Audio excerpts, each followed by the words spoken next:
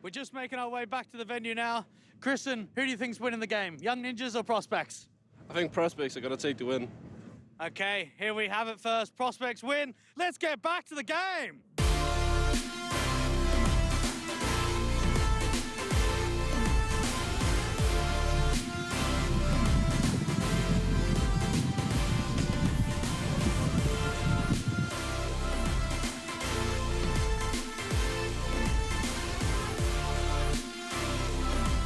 Well, he certainly looks like he's been having some fun, whereas us back in the studio ready to get some actual work done. Welcome, ladies and gentlemen, to the Heroes of Lofoten here by MistGames. Our year-long circuit is about to come to its conclusion as we start with our first day. I'm the Eternal Jay, and in a short few moments' time, I'll be joined by Dwayne here on the other side of the desk. In fact, he's just coming up the stairs now. Here he is. Hello. Sports star extraordinaire, you know, sat in the sports boat having a great time. Dwayne, how you doing, man? Mate, I'm keen. I'm proper keen to get into this. I think already everything's looked fantastic on the socials, the whole excursions, the activities. Mate, I'm keen to be here. Tell me a bit more about that, actually, because I want to know, because I didn't go on that boat, because I'm scared of getting seasick. I'm not going to lie. Talk to me. It was quick. It was fast. We saw eagles, and I didn't dress up appropriately. Didn't have the scarf on, didn't have the beanie on, regretted it. But you know what? I had a good time.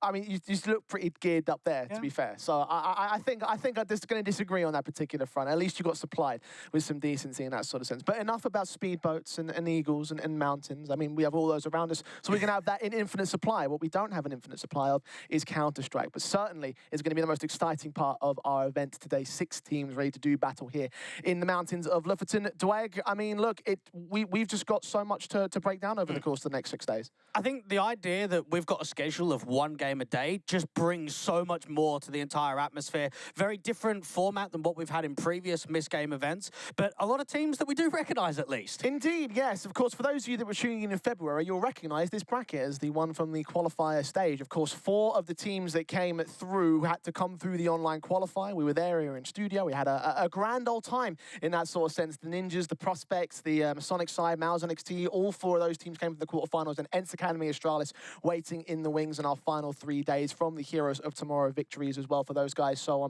look, man, I mean, we're talking about a bunch of different teams and a bunch of different branching paths to get here, and a lot of excitement for me. I mean, who do you sort of see as our favourites in this bracket? I think overall, going into this event, a lot of people would have said Astralis talent. The form this year has been really good from them, but then you've got a recent roster change, and it kind of puts a whole question into that discussion of, are they still the favourites? I think another one that's in prime position is 0-0 Prospects. They've been playing very well recently, and then we know for Young Ninjas that they're also a side that you can't put out of the conversation. One thing I do notice between all of these 6 teams is there isn't a heavy favourite. There isn't a team that we look at and say 100% they're going to the grand final, which means it could be upset central. Yeah, I mean, look, I take a look at any one of these guys sitting up there in the championship grand final and saying they could all be there and they could all take the victory itself. That's how tightly knit this whole field is over the course of this week. So I'm excited just to get stuck into it, Dwayne, because there is so much to break down in all of our matches, in all of our teams, and of course starting things off with our opening game, the Young Ninjas versus 0-0 Prospects. You were talking about it there on the boat. You've been talking about it as well in the interview stages. And look, like, to me, I feel like this is going to be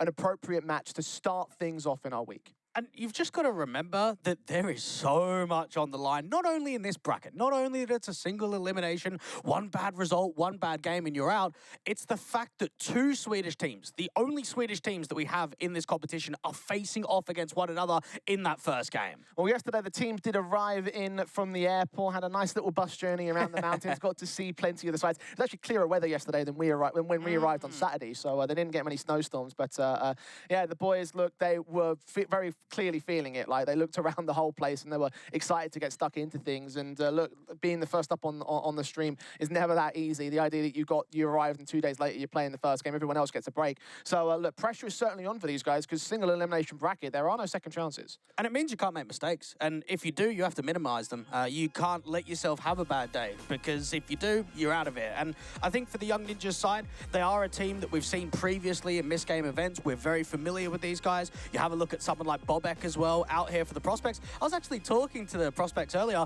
They've never had a boot camp. How unreal is that? That they're coming into this event, they've got their own cabin, they're all staying together. This is the first time that all of them are together. I mean, you think about that whole prospect of them, for the prospects to be able to use this as a boot camp, right? You've got plenty of downtime. Yeah. You don't have to go on the excursions if you don't want to. But even if you do, you've got the whole evening and afternoon time where we'll be watching these matches live over the next few days, and they'll have that perfect chance to sort of like work on their game ostensibly. Yeah, indeed they do. And even the last time that we got to see prospects up on LAN, it wasn't the full 5. So this in itself creates quite a unique position where you've got a newer player into the team. Okay, it's been a few months now, but still, this is an opportunity to show everyone that you can transfer some of those online results to LAN. And I think a lot of teams here in this competition are going to try and see if they can make this proving ground as such. Well, speaking of a lot of people do sort of rate prospects as kind of de facto favourites. I guess we could have been Astralis talent in previous sort of iterations, but now that their whole roster changes happened, prospects sort of take that second role, second place sort of position, and secondary favourites now take the definitive favourite spot, even if it is by a tiny margin, that sort of sense. And with a recent victory, with form looking extremely hot, these guys are looking to prove something in my eyes. They definitely are. And I think for the prospects overall, knowing that you've got this guy on screen, Hype, right? He was an AWPer for pretty much the entirety of the time that he came here. But one thing that we noticed is, well, Alex left the team and they didn't pick up an IGL. What have they done? They've turned Hype into an IGL. I mean, it could well work for them, right? I mean, you think about the recent spike in form that they've had, again, winning lands, going top 16s and what have you. These guys are on hot form under Hype sort of a leadership, you know, and he's got some very great elements in that sort of side. Rolf, obviously, one of the guys that used to play for the Young Ninjas. Like, you know, it was a fair while ago to his credit, but that is always going to be sitting in the back of your mind. That was a name that I used to play for. That was a team that used to be my colours, and now I'm playing for the other side of the board, and you bet that he wants to win today. I bet he wants to win the most. Out of anyone on that prospect side, it's going to mean the most to him. I mean, even Spooky that we've got up on screen, he's a guy that we're very familiar with. Oh, yeah. And in different iterations of the team. Again, he was a part of the Nordavin talent that went over here to 0-0 prospects. He's played on Norwegian lineups. He's been able to play in international lineups with the same organization. And now, well, it feels like a family. He's back with the Swedes again. Been on the team since 2021, in fact. So he's been here for a very, very long time. Bobek, of course, part of the Little Mix core that came in. Him, Hype, and Franson, and these guys obviously have been playing together for a very long time in previous iterations of previous different teams. So these guys, they are a well-drilled unit. They definitely look like it right now. Staff behind them obviously have lots of stuff to say. Ritter, especially the coach right now, he's always got that tier 1 experience. And look, right, his like additions to this team is valuable in part of the experience. I think is going to be very valuable to them. Meanwhile, on the Ninjas side, they are sitting on a much higher level of name value with the NIP organization, and these guys certainly have had their licks in the past. Yeah, we're very familiar with Era in the LAN scene as well, being on teams like Gamer Legion before coming over here at Young Ninjas. We know that he's a guy that on pressure environments and in stages like this, he's going to be able to perform. And Adam B, of course, the next boy up. Lots of Adams in the scene, appropriately pointed out. I love that you've added 2 UK players in there as well, Blake. So you have to give a little bit of a shout out to the UK scene. Because, I mean, look, I don't say UK representation, but there is at least one player on this Ninja side that has had his history with the UK CS circuit, right? Yeah, there is indeed. LNZ, right? We've seen what he was previously. We've seen what he's been able to do in the current day. And for the Young Ninjas, he has been brought back to the organization. He's the IGL, he's the caller for the side. And of course, Maxter being brought with him. Remember, only a few months ago, he got to play with the main squad. He's actually the only player in the last 12 months that's had to call up, that's had the opportunity of playing with NIP. That was only one particular standing situation, though, and certainly it's more recent, but LNZ especially, he's got a lot of experience behind him in terms of being able to have that longevity, because he had a good, like, 5 or 6 months or so with NIP back during that whole stint that he had the call-up position with. He was actually officially a member of the roster during that period of time. So I think that combination of experience on those 2 players is going to be quite an invaluable position for Young Ninjas in general.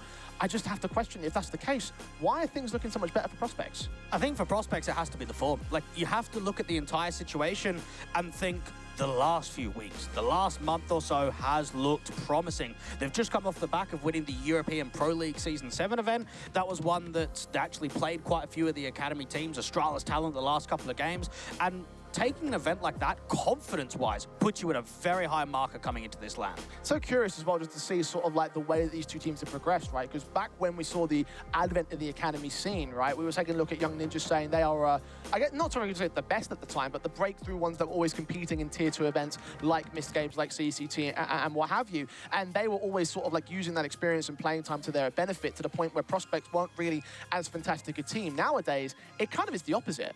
Well, take this, right? Prospects currently sit at 54th on HLTV. That is the highest peak that the organization has had in CSGO. That just tells you the recent run of form. That just tells you how successful they've been, that they're getting closer to a top 50 position, and they're probably looking to try and break that, go even further. I reckon they could do it, in fact. Yeah. I'm a big fan of what the Prospects have been able to do as of late. I think that they've had such a great position in terms of the Academy scene as well, and their current lineup here in this sort of tournament. Look, I could say that if they won this match, they have a good chance to go all the way.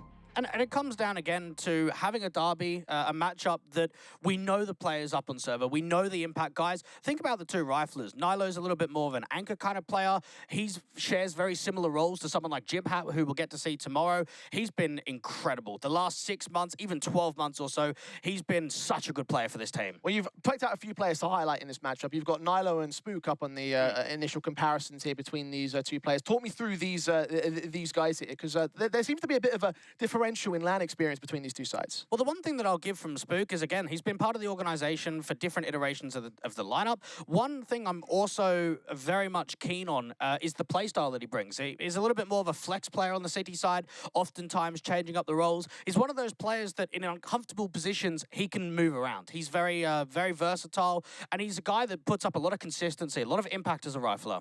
It's certainly so, right? Again, sort of my sort of key thing and takeaway in this whole capacity is the LAN experience, because something I'm going to be talking about a lot between these two teams, between all the teams, in fact, actually, is the fact that we've got a bunch of players who might not necessarily have the same sort of like acumen as to what we usually expect from Tier 1 Counter-Strike, even some levels of Tier 2 Counter-Strike. And for these guys, the experience is going to be invaluable to see what they can gain in terms of like bringing into this LAN, right? For the guys who haven't performed, this will be their first chance to really prove that. For the guys that have been there in the past, you'll be looking towards individuals that have had those maps on LAN. And right now, in that sort of sense, Spook wins out that particular stat battle. He does. The one caveat I'd say, though, is quite a lot of it was local LANs. Yeah. So this is now international LAN. We're in a different environment. We're out here in Norway. Abdi, the coach here of the Young Ninjas as well, used to be an ex-player. He's going to be able to be the forefront in this sort of a series. And I think this is where you look at background staff like a Ritter, like a Zippy, like an Abdi, and say, this is a very tough matchup. That's where they're going to have to use the tactical timeouts really well and keep emotionally composed. Because I think there'll be a bit of trash talk. I think there'll be a lot of emotion being shown in this game. Oh, yeah. I mean, the players are sitting directly opposite each other. So there's going to be some serious about that sort of side. But I want to stick on the LAN history side of things, right? Because, again, the individual players might have a lot more to sort of delve into when it comes to international experience. Because you can talk about the national LAN stuff, and everyone's going to have national LAN experience. When you go global is where things sort of pick up. And even then, prospects have some promise, right? Because Hype, Bobek, Franson, they played on Aura. They played in the IEM RMR for, I think it was for Stockholm back in 2021. That was a fair while ago, but that's a significant stage to play on for that sort of sense. Yeah, it is. And from that point onwards, they've been able to go to more LANs. They've kept a core 3, core 4, if you include Spook as well, for the last couple of local LANs, the SES as we referred to it, in the local scene in Sweden. We know that even the last LAN they played, there was a head-to-head here between the two sides. So knowing that they're getting more experience under this organization brings more to the team in general. Just building up your markers, if you will, here. Over for the Young Ninjas side, I would be typically saying that Rolf has had a couple of cracks at the Academy League lands back when they were back there, but obviously he's on the other side of the board, so you've got to look again towards those experienced players. LNZ, Maxter, Era, however, is the guy, that comes out from the foreign element, right? Because he played with Gamer Legion back when they had that roster for the Antwerp RMR.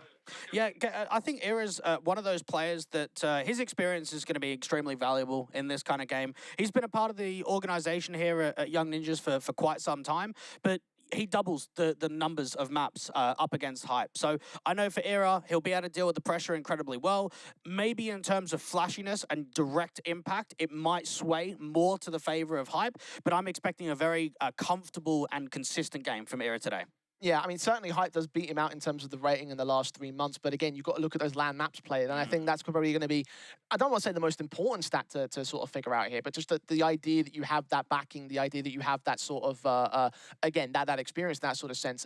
How much of that is down to like regional land experience, though, is another key question. Yeah, there'll be more international lands for Era, definitely. I mean, one thing that we can definitely touch on Hype, right, is all 20 of those land maps wasn't while he was in IGL. So this is often going to maybe put more into the conversation. What's he going to be able to adapt emotionally and mentally? Because now he's got more responsibilities. Now he's actually coming to a LAN event not just as an AWPer. Yeah, well, for the young ninjas in general, like I look at their output and I see that there's a lot of great sort of groundwork that they can play from here right now. Like again, they've got a lot of great backing from a very reputable organization in that sort of sense. And to me, in theory, it feels like they've got a lot more of a potential ceiling in that sort of sense. But would you agree to that assessment, Dwight?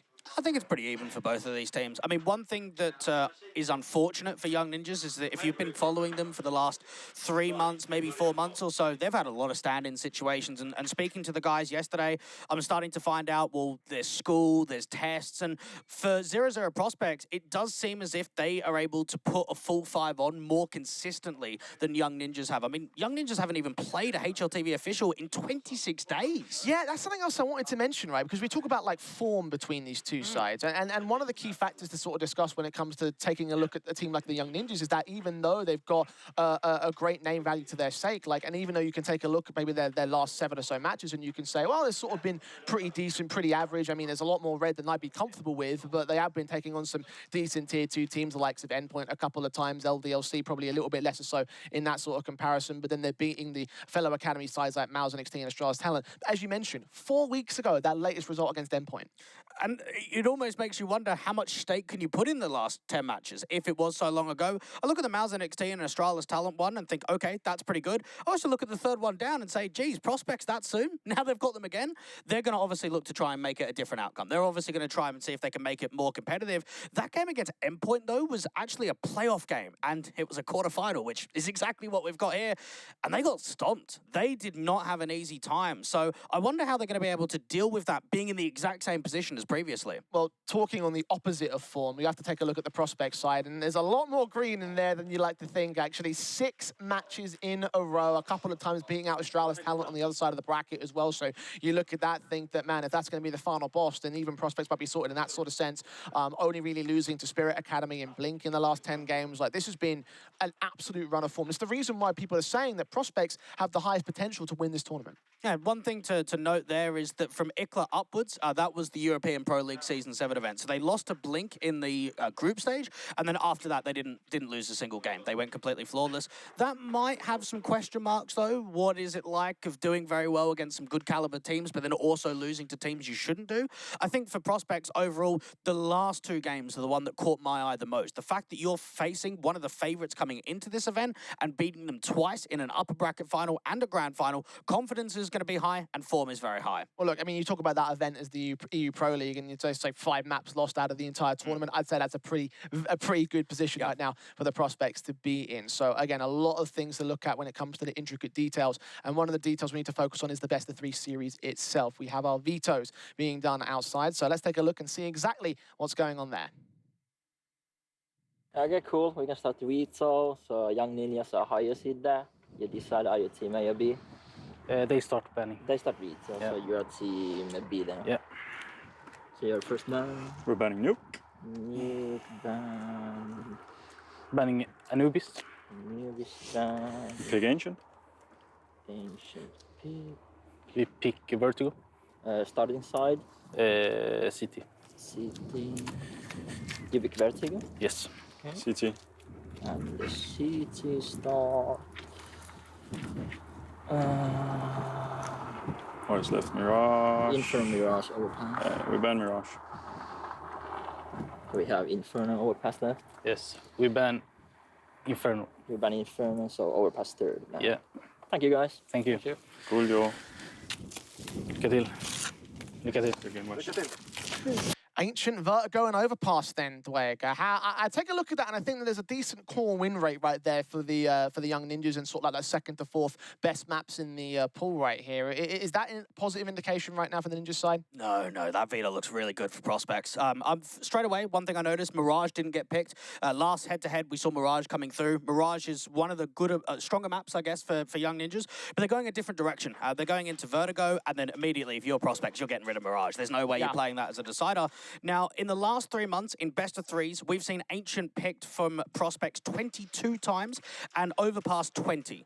I mean, that just shows that they picked those two maps of Ancient and Overpass a ridiculous amount in the last 3 months, and they've got it here in a veto. And even Vertigo, right, the idea of it being the Young Ninjas pick, it's still very middle of the board. Like I said, like the second to fourth sort of grouping of best maps in the pool for them. That's number 4. So really, it's not even like it's the super strong map in that sort of sense in their own map pick. So prospects, yeah, they are getting away with quite a lot. Very smart idea to get rid of that Mirage as well, because not only is it a map that they've had against Young Ninjas in the past that's been a struggle, it's also the highest one-rate map in the pool here for the Ninjas side. So again, a very smart veto being played by the prospects. I was hoping that there'd be some sort of like way in for the Ninjas, but even their own map pick, it feels a little bit not as confident as you'd hope to be. Yeah, even Inferno is one of those where the recent form for Young Ninjas hasn't been great on it, so you want to try and lean a certain way. Both of these teams would have known that Ancient would have been coming through and Mirage or Vertigo would have been coming through. So they've got a rough idea on how they can prep and how they can be as ready for this kind of veto. But I think just from the outset alone, looking at the form for prospects, looking that Ancient and Overpass has come through. I mean, even Overpass as a decider, in the last 3 months, Young Ninjas played it 6 times, prospects 28. I mean, that's nearly 5 times the amount of matches on that one map. It is a consistent between these two teams as well. Overpass has been played between prospects and Ninjas 4 separate times, 2 of which, the latest 2, have gone the way of the prospects in a relatively close fashion to their credit, but even the last best of 3 that we had, that had Ancient as the opening map, that was a 16-7 stomp for prospects. There's so much going their way right now. The only hope, I think, for the Ninjas is that the last couple of overpasses were a little bit close. So if they can get to that 3rd map, I see a world in which if they've made the correct adjustments, then they could possibly take it over. The question is, have they made those adjustments? You'd have to assume that they're going to attempt to do so. One thing you've got to consider is that no matter which way the veto went, there is still so much knowledge between these two teams. They've played each other so much, even in recent form. They've played each other online. They've played each other on LAN. So I think for both prospects and for Young Ninjas, they kind of look at this and say, it doesn't really matter what maps are being played. We've just got to bring our A game. And if we don't bring that 100%, we're out of this game. Well, one thing I do know, Dwayne, is that this is a Swedish derby, and derbies can always be wild. We've seen so many, particularly in the Nordic region, the Danish derbies, the Swedish derbies, even the Finnish derbies at certain capacities. They can all be just wild bloodbaths where anything can happen and all bets are off. There's no real consistency in that sort of sense. Is that a possibility in this matchup? Could we just see them absolutely take over on the Ninjas side on Ancient? It's going to be one of those where it's going to be competitive from the outset, and I think it's going to be competitive for the entire series. I don't think we'll get many blowout maps. I even think back to when they played each other previously on LAN, it was a 16-12 and a 16-13. So we're looking at, 28 rounds plus on both maps of the series that are being played. So I can imagine here that for prospects, they've got a slight edge, but it's going to be a competitive series. Well, we were talking to the boys prior to this matchup, Dwayne, so it's probably a good idea to take a listen in at what they've got, their own thoughts in this matchup, high-pressure environment, derby, lots of rivalries, and of course single elimination. So let's hear what they had to say. Just getting ready for the match to start. I'm joined here by Rolf. Mate, Swedish derby in the first game. You keen for it? Yeah, it will be really fun. Really fun game versus my ex-team. And I hope to destroy them.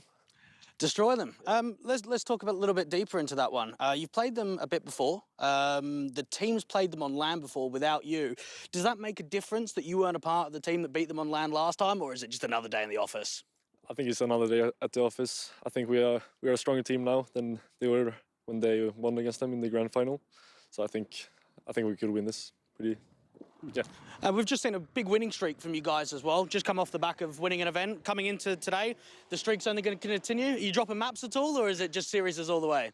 I think 2-0, then straight to the grand final and win it. Okay, and who on Young Ninjas is getting destroyed the most? LNZ. LNZ, you heard it there. Let's see it on the server. Linus, mate, first match in Lofoten. I just want to get some quick thoughts from you about the event in general. I think the event has been so far really great. I think they've done a great event for everyone involved. And yeah, we have a great feeling about this game, and we're hoping to win. Well, I mean, against the Prospects, you guys have been a little bit, I don't want to say lackluster per se, but you guys have considered a number of matches against them in the past, particularly on land, in fact. So I wanted to get some thoughts about these guys. What have you got different planned for us today? Yeah, I think we've made a great game plan, abusing their weaknesses, and yeah, as you said, we've been playing them a lot, and both teams have won a lot of games too. So yeah, we're just hoping to get on top on the land game. A lot of people I've spoken to have been sort of rating them as kind of favourites in this tournament right now. How would you respond to that? Yeah, I think the expectations are fair. I think they've been performing a lot better than us on land, but that also makes them the overdogs, which is pretty dangerous for them. So you guys have got a really solid veto. I was looking at the map pools earlier, and you seems like you've got like a solid 3 maps that you can play with right here. So talk me through like how you're going to approach map 1. Was it Vertigo first? Or was it I believe so, yes. Yeah, I think we have a great plan against their weaknesses. And I think as long as we stick to the plan, Vertigo should be ours. And we've also looked a lot on their Ancient, and hopefully we'll be able to abuse their weaknesses there too. Awesome, cool. Anything to watch out for today? Just Nilo and his headshots. Awesome. Thank you very much, mate. Appreciate it. Thank you. Nilo and his headshots, Dweig. Is that going to be a key decisive factor in this match?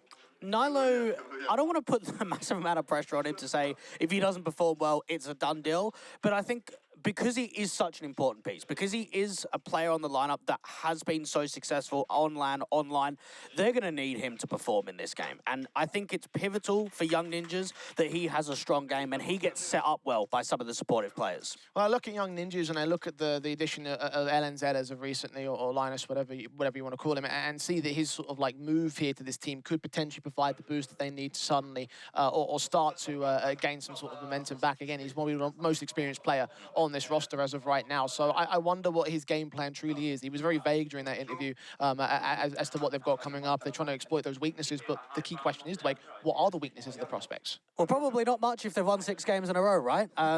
It's difficult to pull from because they have been so successful. I mean, one of the things that Young Ninjas are probably going to try and do is quiet down hype. If they find out where he's AWPing, do they try and avoid? Do they try and put pressure onto him? They're going to know who some of the key players to look out for are.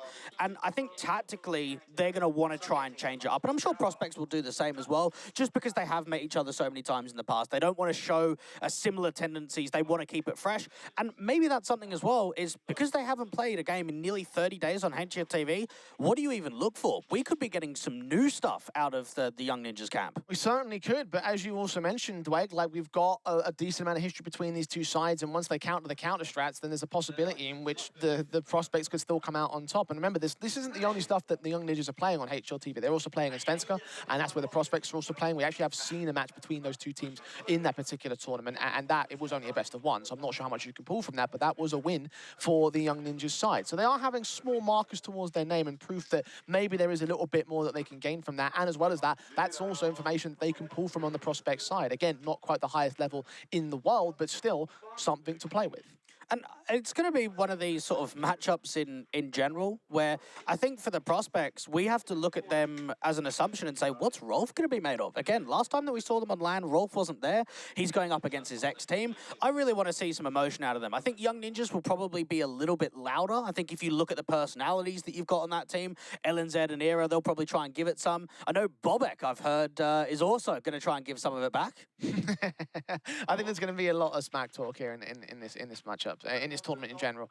So I'm looking forward to it. But we are approaching match start, Dweig, so I want to get some predictions from you in this sort of best of 3. For me, I reckon that if the Ninjas can hang out in there, they can push us to 3 maps, but I'm not quite as sold that it can be a victory for them in this best of 3. Yeah, one thing that you got to remember too is organizational history. Think back to the first ever MistGames event we had. Yeah. It was a 2-0 for the Prospects. Now again, the lineups are different and the cores aren't the same, but it's the organizations, it's the history, it's an opening game again, it's another single elim, it's on land. So much of these positives are going the way of Prospects. And for me, I think Prospects have it. Yeah, I'm with you on that front. I just have to have a look at that whole sort of position that we've just seen in the history of the prospects, the individual run. Forget the head-to-heads, which again are also fantastic for the prospects of their own right. Like I think they've won 2 out of 3 best of 3 and best of 5 matches so far between these two sides. So they've got a lot in terms of what they've had over in the prospect side. So look, like they've just got so much that you can bank on, that you can look at, and you can say, right, this is theirs to take, right? And just knowing, again, yes, maybe the head-to-heads have gone the way of Young Ninjas in the past. That's outdated for me. When you look at October of last year, you got to look at the more recent ones. And knowing that in November, they had a chance of playing on land, that brings a little bit more into the fold. And then in March, a month ago, there's another head-to-head where we've got similar maps in the pool. We've got the likes of Ancient out there again. We've got the likes of Overpass. I just think for prospects, they're in the better form. And Young Ninjas, it is one of these matchups where there isn't a massive amount of favoritism, but you have to put the favoritism somewhere. Yeah, it's certainly. I agree in that sort of sense. It's kind of the whole case for this whole tournament, right? There's not a lot of favoritism between all 6 of the teams, but there is one team that I think stands above the rest of them by a small margin, and that for me has got to be the prospects. I reckon that if they win this match, they have a very good chance of making it all the way to the grand finals, because in my eyes, Ninjas might be their biggest threat.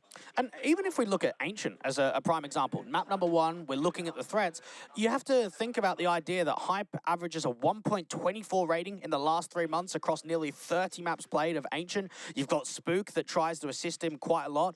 And I know in general for the Young Ninjas, when it comes to Ancient, it can feel at moments that it is the Nilo show. I'm going to try and hope that there's a backup dancer. Is it an Adam B? Is it an Era? Because Ancient's not typically a map where CT-sided is not too successful for the Young Ninjas. Yeah, and speaking of Ancient in general, of their performances in the over on the prospects side, they're actually on a 7-map winning streak right now on this map. So they've got so much to play with in that respect. They've got victories against Astralis Talent we saw earlier on that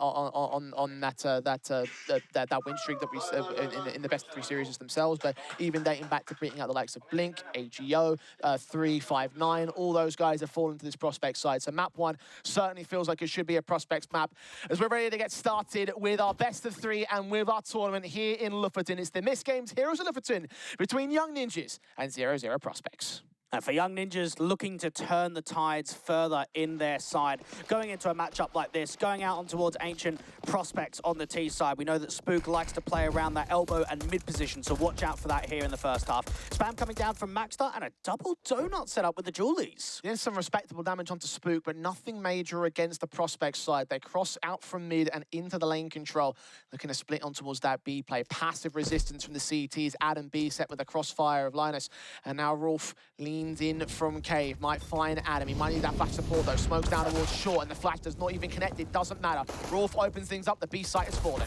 And trying to see if they can take some of that long control, put some pressure down here onto LNZ, but the trades are actually not trades at all. Instead, they're just straight kills for LNZ. Trades out places with Max, who does fall in the end. LNZ able to get a triple alongside Nilo's support. Era comes in from shore, and the screams, they scream out across the other side of the building as they take the pistol on the Ninjas side. I spoke to Era yesterday, Jay, and he said, if we're quiet from the first round, we've lost already. So to see those screams and to see the excitement already, that shows a good sign here for Young Ninjas. We could actually hear it from our own casting then. So I'm excited for how this one's going to go down. Ninjas with a hell of a start when the Prospects felt like they were going to apply that pressure, when they were going to get into that B site and take control of the bomb plant. Didn't happen this time, but they did get the plant itself. 4 Galils out on the T site. Just an instant force buy coming through here from Prospects. Try and force as much down as possible. You've got Maxter getting slightly aggressive out towards the A main portion just with nades. Spook gaining this long control, and even LNZ looking to try and put some hurt down out here at Cheetah. Got Max on the defensive out towards the A site. Franson's hoping he overextends, but so far so little gain between either side of this particular engagement. In general, the Ninjas are going to back away from that mid presence. Prospects allowed a certain amount of breathing room here. And Nilo's always going to play around this donut and red candles position on the CT side. That's going to be a deadly element that 0-0 Prospects have to deal with. The Bobek taking that straight duel, but it's Era to get the opening pick. Good start. Frag found. Again, Ninjas get some decent control back here. Adam B can't quite follow it up though. Spook instead comes back with 2. Franson expecting Max to be around that corner, but not quite as close as that. Kill goes the way of the Ninjas again. 3-on-3, and the HP is favorable.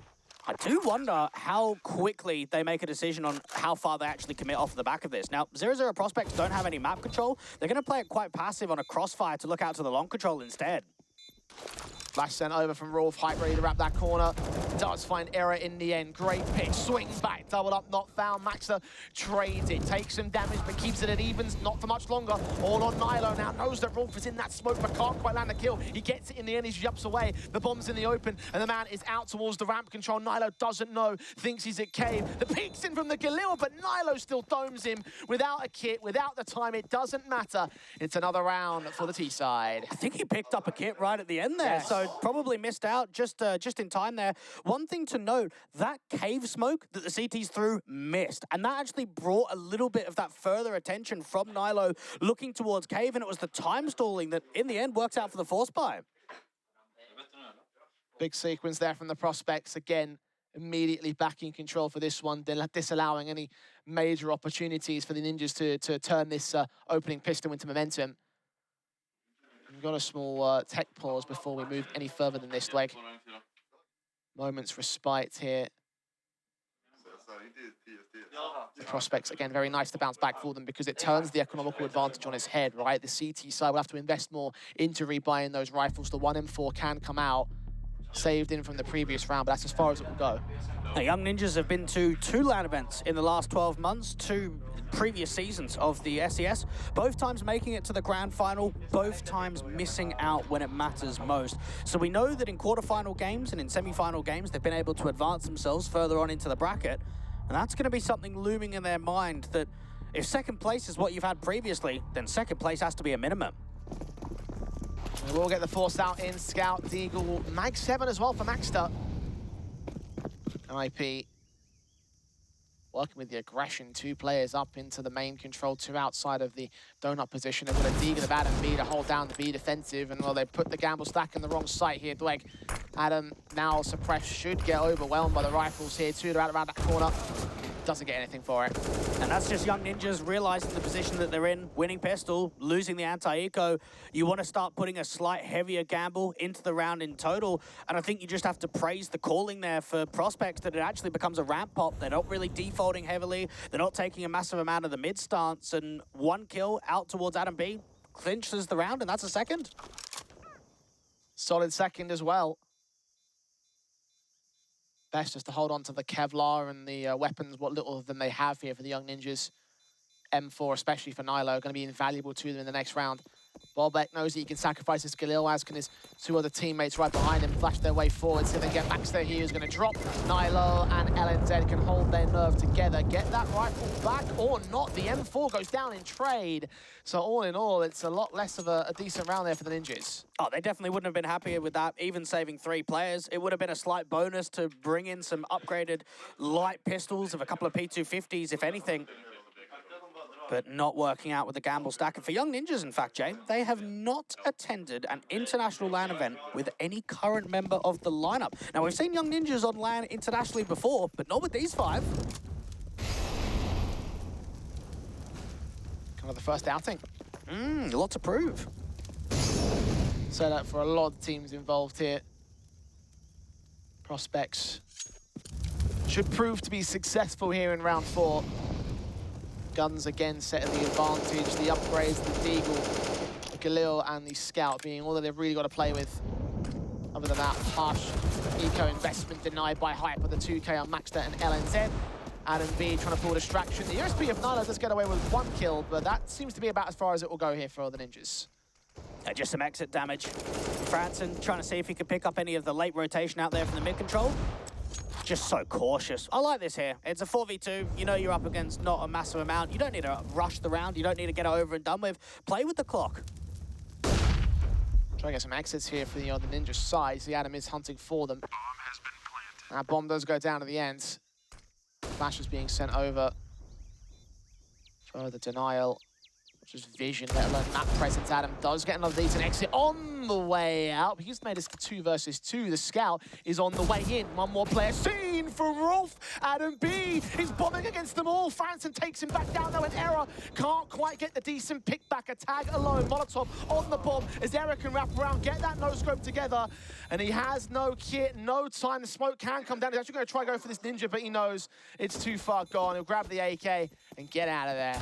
Well, that was upsetting, wasn't it? That was very anticlimactic, but very expensive from Adam B. You've got to remember that that's not a buy round there. They've got a couple of upgraded weapons from previously. They're looking for a couple of exit frags. They're looking to try and see if they can take some deaths with them. And for a moment there is a split second where it looks like it's on. It looks like that round is actually winnable. Hell of an effort from Adam B, man. Incredible stuff.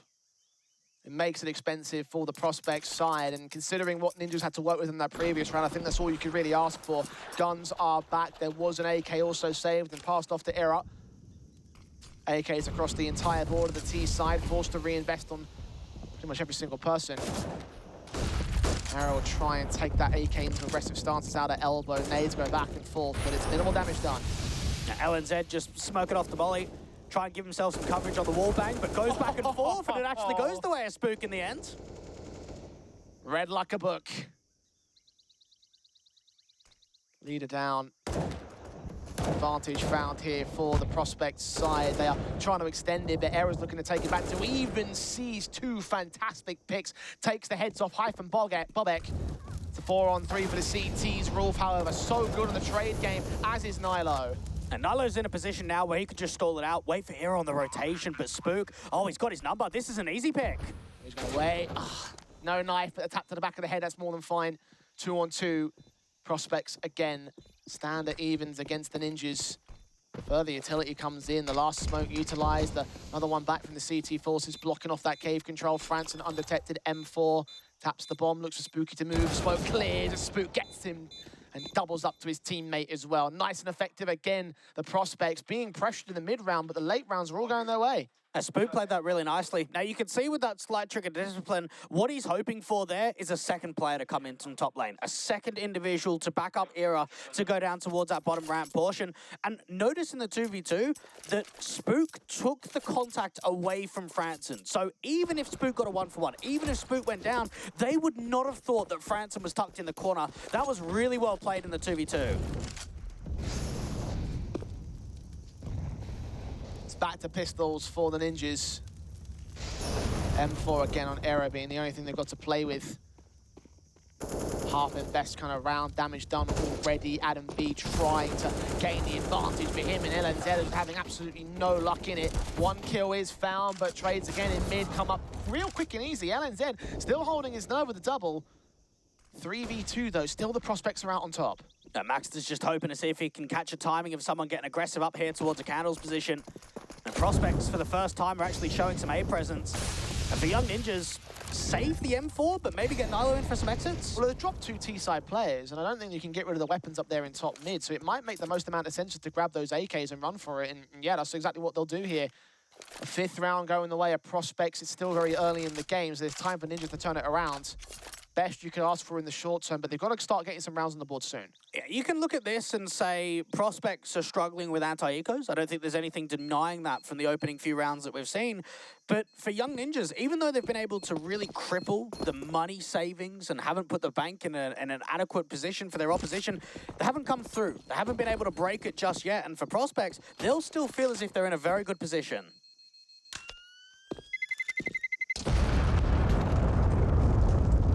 Still 3 players alive, still money able to build up on the T-side line. Guns should return from Spook and Rolf as well. Shouldn't be major problems over on that side of the board. Again, the Ninjas, those AKs will be invaluable to their buy-up because it enables potential like an AWP to come through from the CET side. The extra firepower doesn't hurt as well. Round 7. Let's see whether they can deliver. An opening pick would be nice too. Nilo's been pretty consistent out here towards the donut control. We've seen Era playing in that spot as well. Pace has not been here accelerant, and instead it's going to come out for the CTs instead. Great flash, and Spook just makes it another couple. God, he's so good. These Prospects are not letting go of any advantage, and the Ninjas are paying for it. 5-on-3. Nilo almost found the line up, but just couldn't quite seal the deal on Bobek. 5-on-2. Adam B gets at least one trade back on the B side. That's one man down, but so much more to gain. This is a pumping kind of scoreline right now. And knowing that Franson's got full CT control, knowing that they're crossing that bomb out to A, there's nothing that Era and Adam B can do. And in fact, they might get hunted. There might be a very little possibility that both of these players stay alive. Money's a little bit sus here for the prospects, but I wouldn't blame them for going for it. Getting rid of an AWP and an M4 after a massive investment round from the Ninjas. Hype will drop for it. That's one down. Maybe a bit more to come. Era is going to try and escape, but caught on the reload, caught up on the wall. And now Adam B is being flanked here. Franson understands he's around the back line somewhere. He will lose his life. And now that gives perfect breathing room for Bobek to give chase. Spook is going to hold back that mid control just in case. Bobek gets killed off. Okay. Adam B making it again expensive for the prospects. Spooky doesn't quite land him, doesn't quite find the angle. Still around for them, but again, expense coming in against the T-side line. Now, you probably remember, Jay, back at MistGames Heroes of Tomorrow Spring 2022. That's the first time that we got to see Spook and his lineup. Obviously very different. There was Adex in there, Lax, VHW, and Jimbo. Spook was the lowest rated player on the team in that entire event. Think about how far he's been able to come as a player, to be more successful, to be more at the forefront in a lot of successful results, a lot of successful victories. We saw a massive amount of impact from him in the closed qualifier, and right now on T side, he's getting entries, he's opening up bomb sites, he's holding down post plants, he's doing a lot. Well, Abdi's had a chance to call a tactical timeout and have a chat with the boys. Because again, it has been very disappointing in the early game so far from the Ninjas side. Yes, there has been a couple of clapbacks. You have seen a lot of expense from the prospects camp, but you have also seen them winning the rounds themselves. And that's the key thing that gets you the game wins. The Ninjas need to pick up the pace on that one. Have another buyback together as they force in an SMG. Double ops out from Era and Max, though. Is this the change of pace they need? It's something that they don't do that frequently. And we know that Young Ninjas bring it out on occasion, but it's a bit more of a rarity than a common sight. And it probably comes down to the position that the success has been very minimal. So let's have a change. We know that Maxter is a more anchor hold player towards deep in the A-bomb side. So it's quite easy to hold that big green out towards a big box into the temple sight line deep in CT. A double up out here towards Cheetah is something different as well. Smokes on for Spookies. Denial will try that wallbang again. Not going to be successful this time. He's getting close though, and then Zed must be sweating a little bit. Molotov sent up should not affect these guys in the corner too much. The SMG did see Spook going for the jump up face around that corner, pays for him with his life. AK next up to face, and Hype is just too quick to the mark. Just once again, early round has been not successful at all here from Young Ninjas. HE placement's pretty good out here towards the lock control. The B-pop comes through. I think Era just has to respect this. He has to fall away. Yeah, there's no sense of trying anything here. Save the weapon on yourself and everybody else here in the server that's left for the Young Ninjas. Bobek knows that they've got a heavy investment, so he's going to try and hunt them down. Nilo is not ready on this corner. I thought he was. Pickup found, looking for a whole lot more. The AWP misses for Maxter. He's right on the corner there. Bobek continuing to wrap that corner. Maxter knows he made his way up, and Error will finally put him down. But look at the confident aggression we're seeing from the prospects to go for plays like that. You don't see that in the standard game. Oh, I don't know. It's a 5v2 when the round's done. Like, you might as well look for exits. What else? Charge that far on your own? Absolutely. Yeah, definitely. At that point, you got to remember, he's the mid-control player. So he knows as soon as he comes out mid and he doesn't see anything towards Donut or Red, well, they're saving on A. The 7th round. The prospects have not let go of this confidence since they started this streak. It is 7 rounds in a row for these boys. Yeah, imagine the 7 maps in a row. Yeah. How poetic.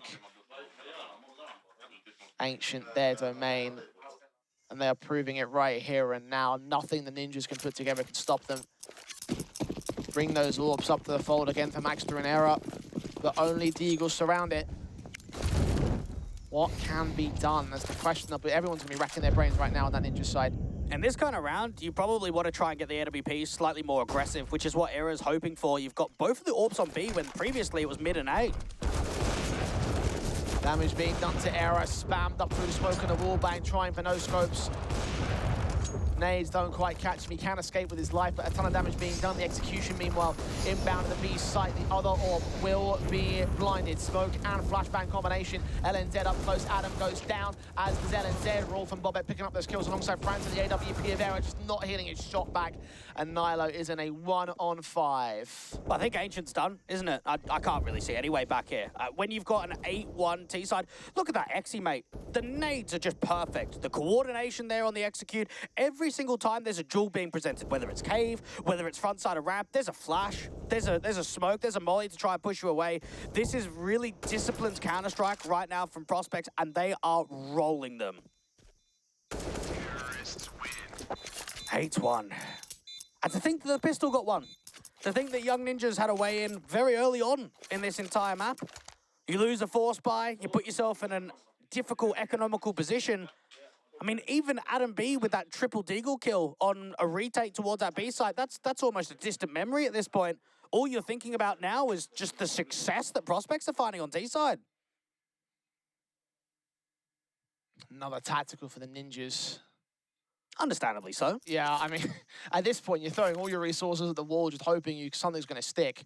Just think about how loud they were in that opening pistol, and now you've lost 8 rounds in a row. I think even emotionally, I mean, I haven't heard them for a little while. Of course, you're not going to be screaming and yelling when you're losing rounds, but that also might be something that's affecting NIP, that they just can't find themselves in the game right now.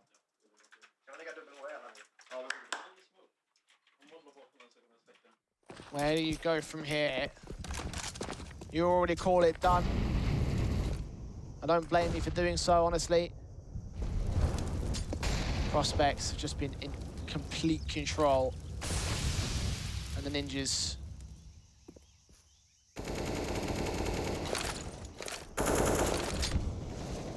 praying for something to present itself in the mid control, especially. The smokes come back and Hype will not be allowing any vision for Nilo. Nade's back and responsive.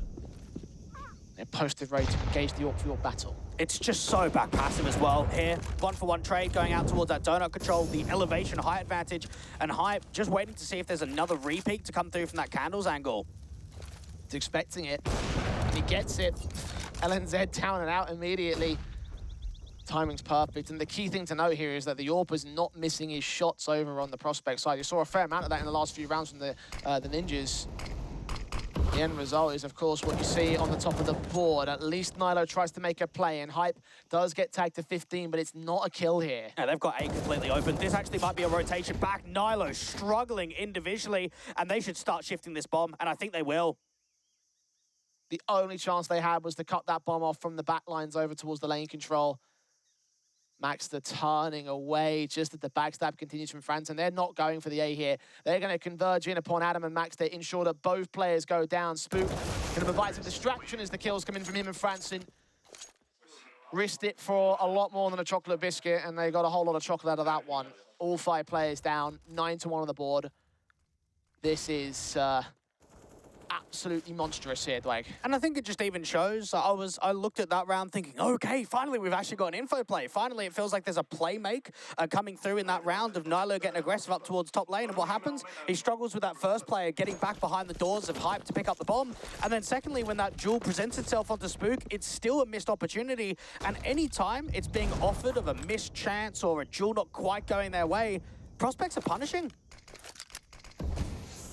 Punishing and prejudice at that.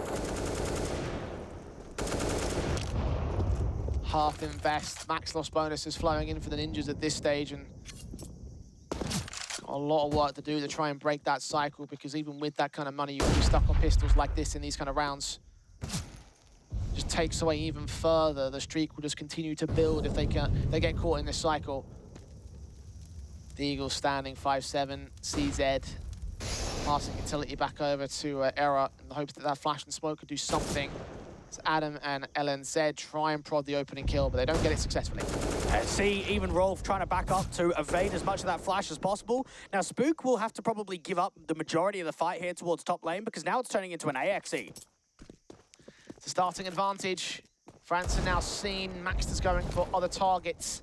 Nilo trying to cut that cross off the same. Hype's AWP posted looking into CT spawn. The bomb will get planted. The smokes are in the way. There's a 5-on-4, but the retake seems super unlikely in spite of that. A Spook is just coming over. No one can come donut. No one's going to come down from the bottom of elbow. Era's now eventually been seen. And for Young Ninjas, they've just got to try and make this expensive. Look for exits. Been successful at that, at least. Adam B gets another kill on Spook. Bobek standing. Franton does get maxed to elsewhere. The AK is out on retreat. They do grab that rifle in. As Nilo hunts for the last man. Try and get Bobek, at least try and get that other rifle back out of here. Looking to escape those two guns. Again, somewhat expend. Still 3 players alive here for the Prospects. And even then, that won't make much of a difference. They've got several players on 10k pre-guy. Everybody, well, actually 4 players only on 5 digits post-round.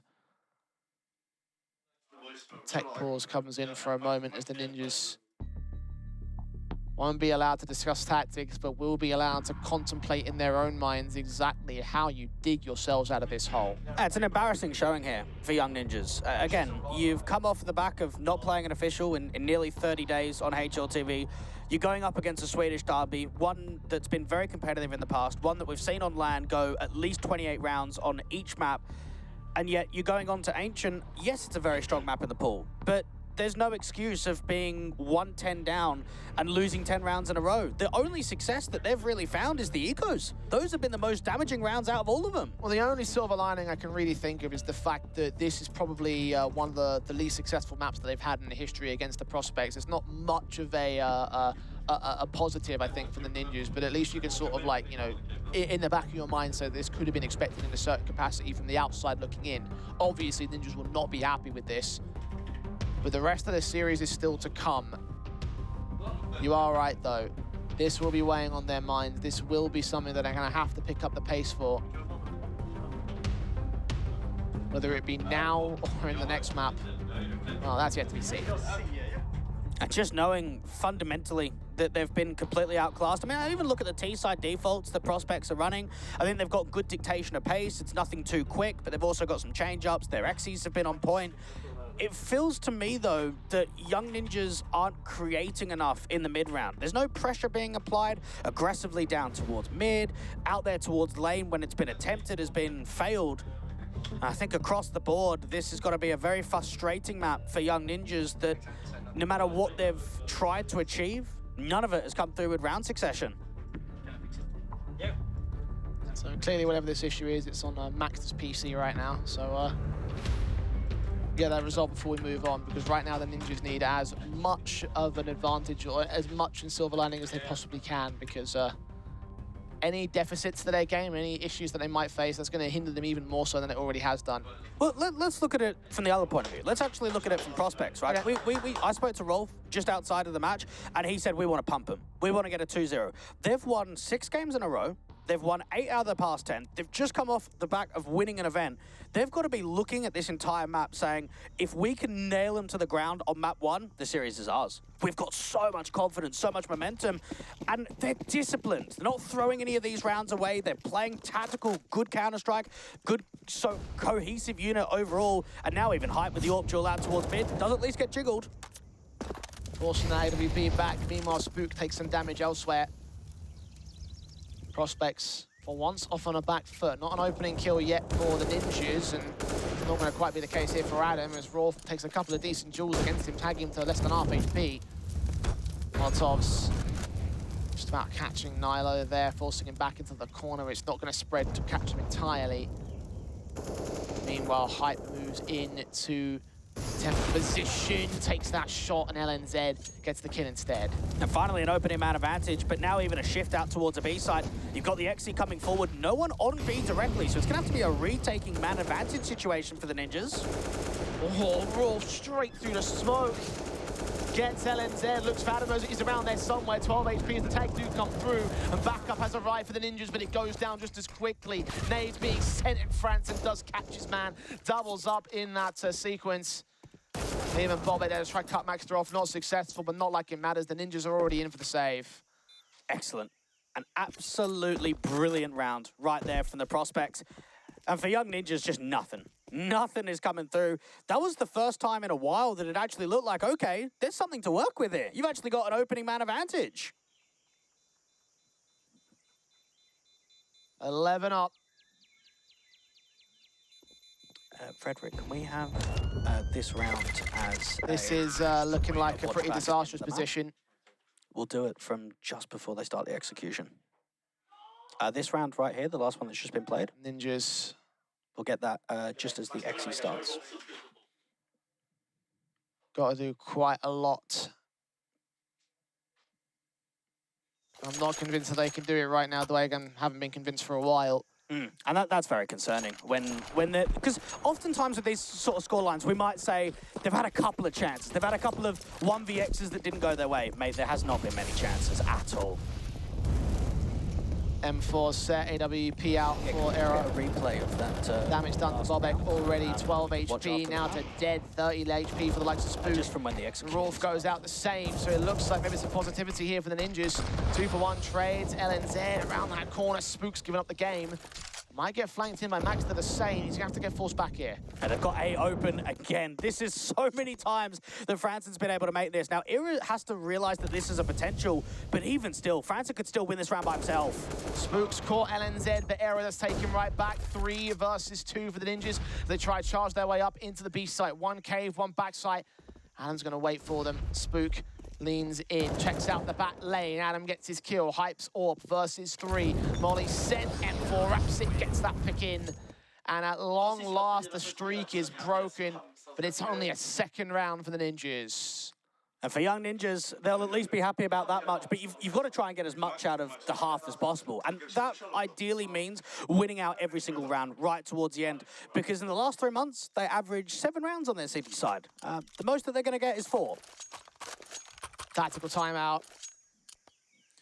Taken Sorry, mate, I don't have my phone on me. Yeah, we're just able to have the VOD of that previous round of the 11-1. 11-2 prospects, even in spite of the lead that they have at the moment. Or the Just round that they got 11. Still happy to take a moment to think things through, reassess their game plan to try and avoid the Ninjas getting a 3rd round at this point, because if you're this high up, that's kind of like just to make a statement, if nothing else, right? Like, you know, at this point, the map may already be over.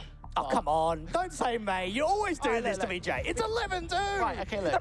How many times have I said it's definitely over and we've had a comeback? I would say There's been a 0.0%. Maybe there's a 1 in there. The bottom line is that it's not impossible, even if it is extremely unlikely at this stage. So for the Ninjas, have to figure things out from here on out. The position that they found themselves in. A lot of work to do. Understanding again that the prospects have just not really given them any breathing room at this stage, right? Like at this point, the outset does seem very, very dire for them overall. A small tech pause before we go any further here for the Ninja side, I believe. 11-2 will remain.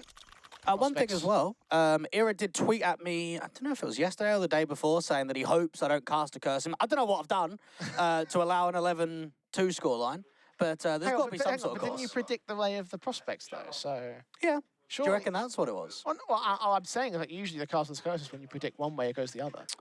Well, it goes down to a variety of different things, doesn't it? I mean, I guess it does, but I don't know. Like maybe you cast the curse by picking into prospects. Yeah, maybe.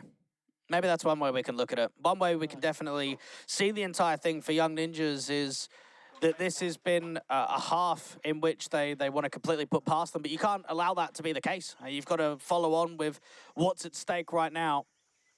9 rounds the difference. Prospects going to be able to buy every single round till the end of the half, so no worries there whatsoever. Money for days.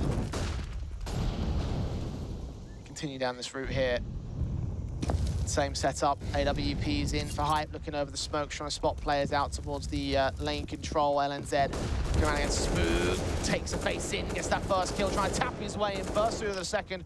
Rolf will steal it, but it doesn't matter. It's a 5-on-3 for the prospects anyway. And just notice there for LNZ, finally he's been able to get aggressive outside of that cheater control. He's taking lane, and what is it? But a very good jiggle right there from Spook. That one jiggle, mate, he's dead before the duel even comes through when that jiggle comes out. He was itching to get that far forward, and it just doesn't work out for him. Prospects just too damn good against the Ninjas. Era holding his nerve around this corner back here towards Cave, hoping that he can suppress something. The smoke does not land where he wants it to, force the peek, and Spook gets the kill in for it. And once again, A-site's been left completely undefended. One man's walked right up there. It will be a plant. It will be another round. And it's come off of the back of, again, a player that we knew we were going to watch out for, a player that we knew was going to have an immediate amount of impact. But when you come into a game like this in a Swedish derby on LAN and go 17-6, winning pretty much every single entry duel and closing so many rounds out there towards the B side, he's having a brilliant game and he's showing it. Couple of X's for Nilo. Doesn't matter though. Damage is nothing to the prospects at this late stage of the half. What is something is the 12-2 scoreline that they have at the moment. And notice as well, it's got very silent. And that's also because prospects realize, well, we don't need a scream and yell. We're actually just wrecking them. And for Young Ninjas, well, there's nothing successful, so why would you be yelling? So you've actually found yourself in a very unique position because it hasn't been competitive, that it's got very silent. And that just shows that prospects are in the zone.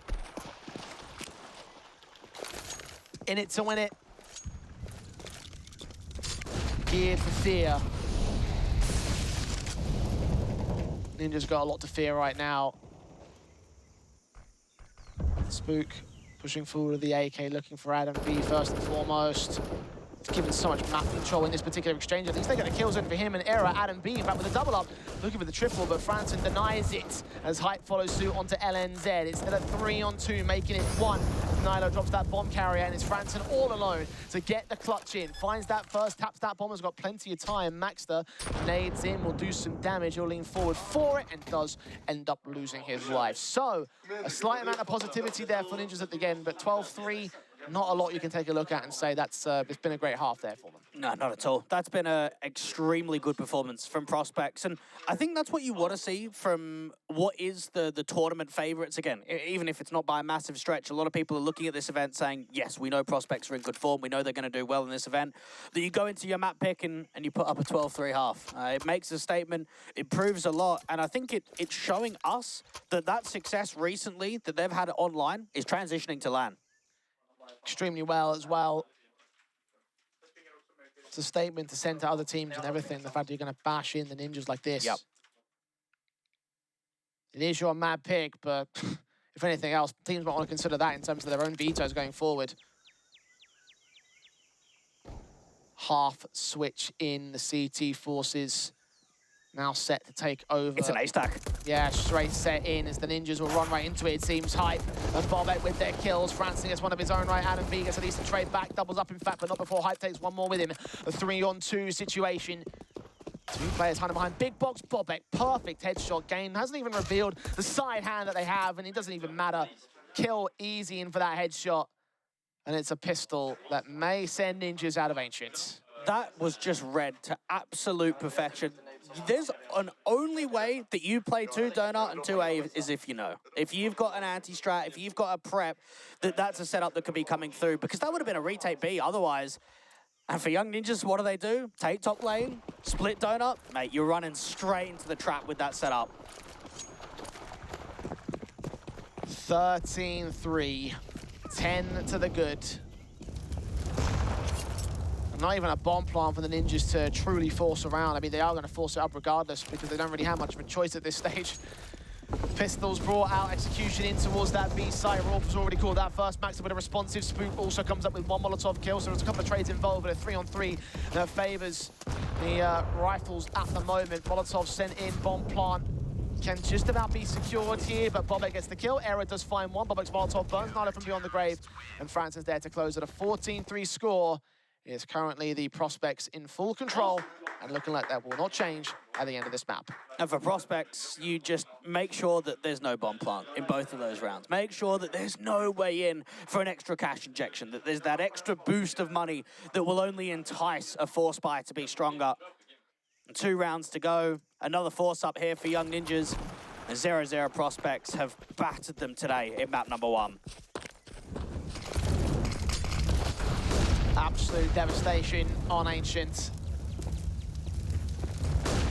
Bobek. Just we can take a fight against Nilo. Hype and Spook already get those couple of kills. LNZ in one decent trade back.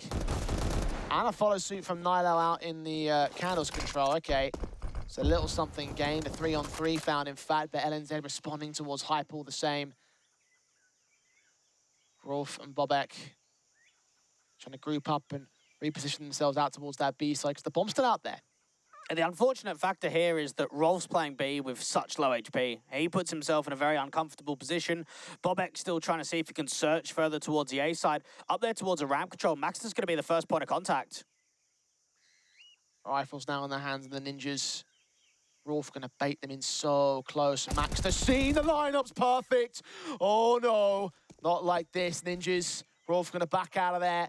Bobek is on the way in for support, but does Rolf realize the danger approaching him? He does. Nilo trades it 1-on-1. Bomb's still in the open and Bobek has arrived. It's all about the timing and the repositioning here from Nilo. He's missed that timing. Bobek's got a chance of getting closer to the site now.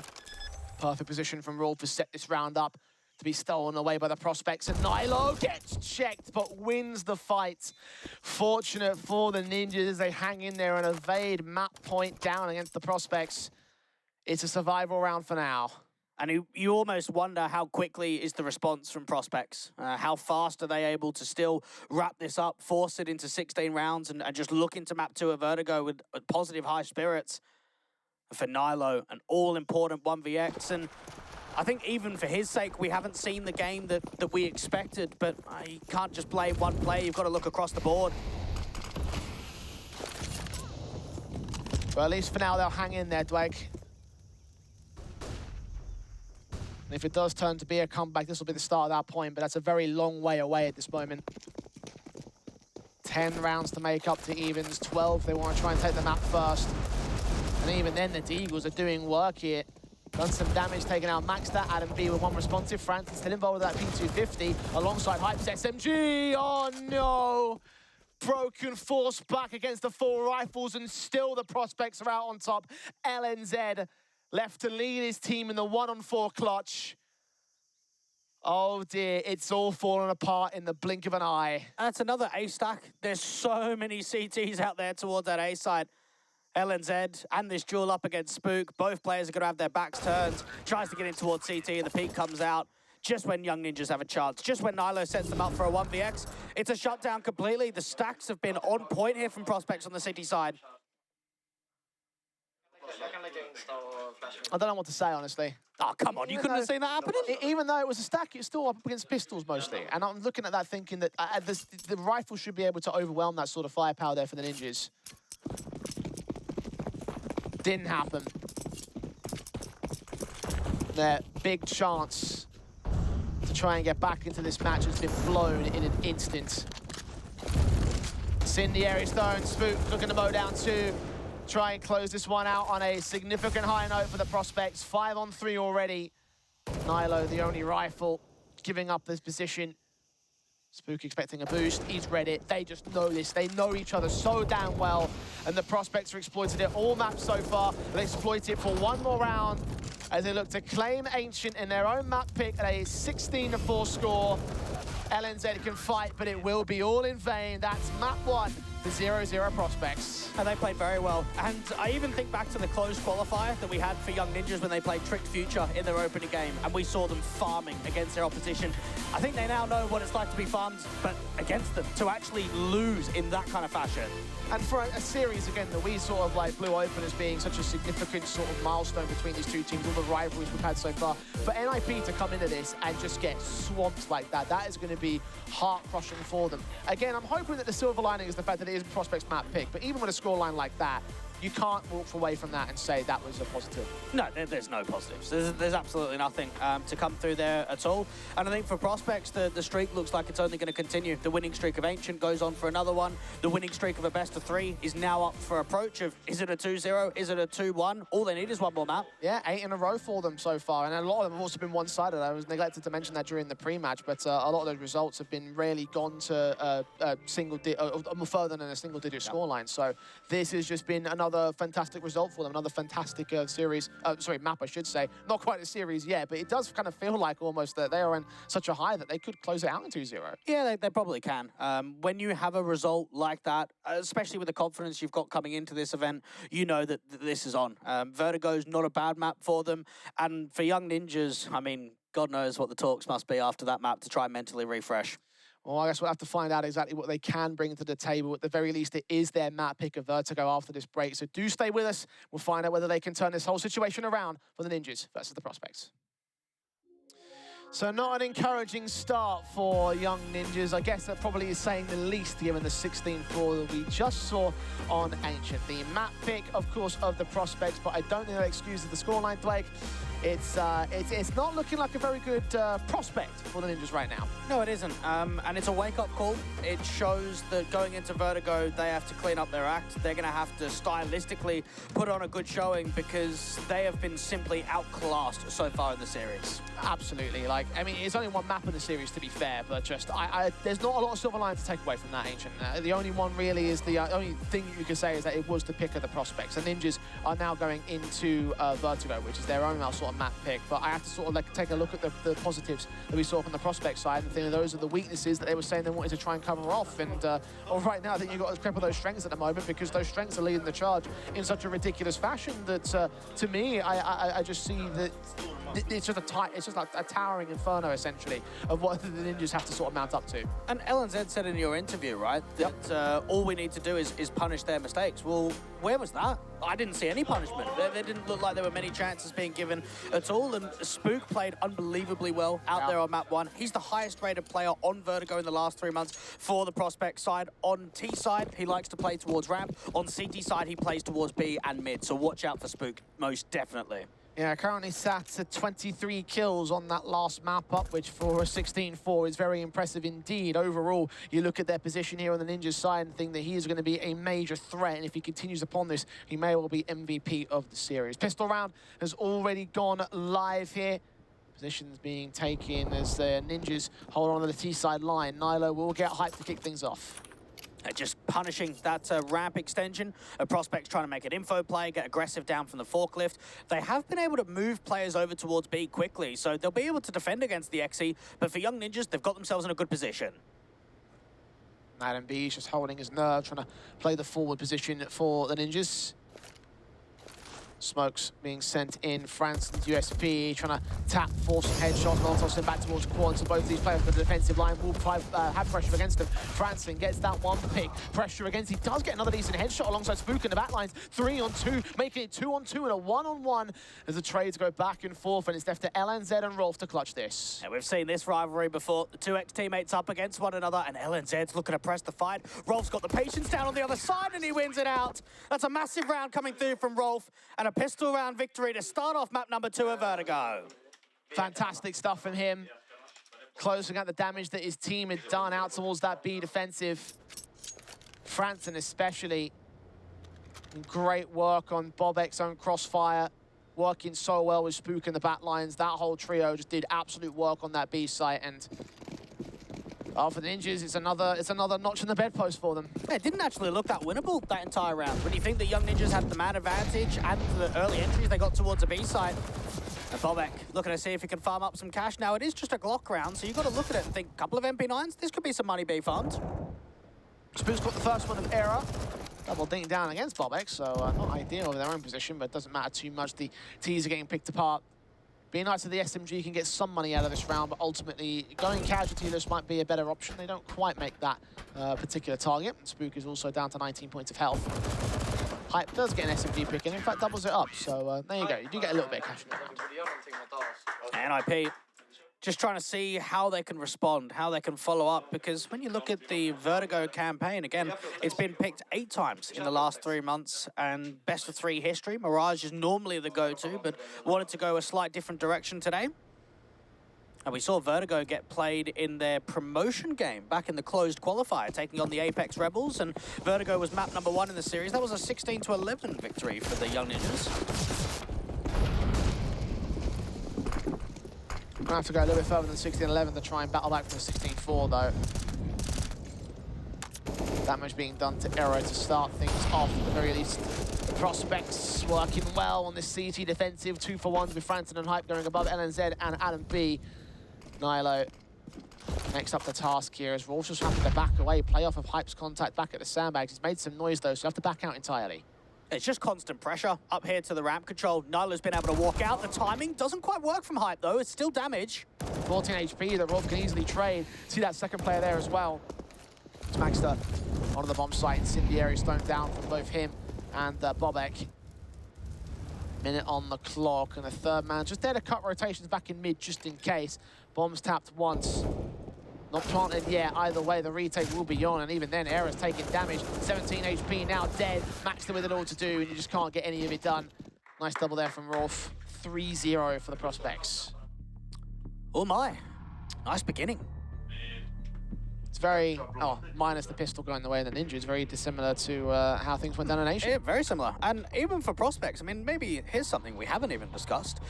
Their journey to get here involved 2-0-2-0. They took on 9 Academy in their opening game in the round of 16 of the closed qual, 16-11 on Vertigo.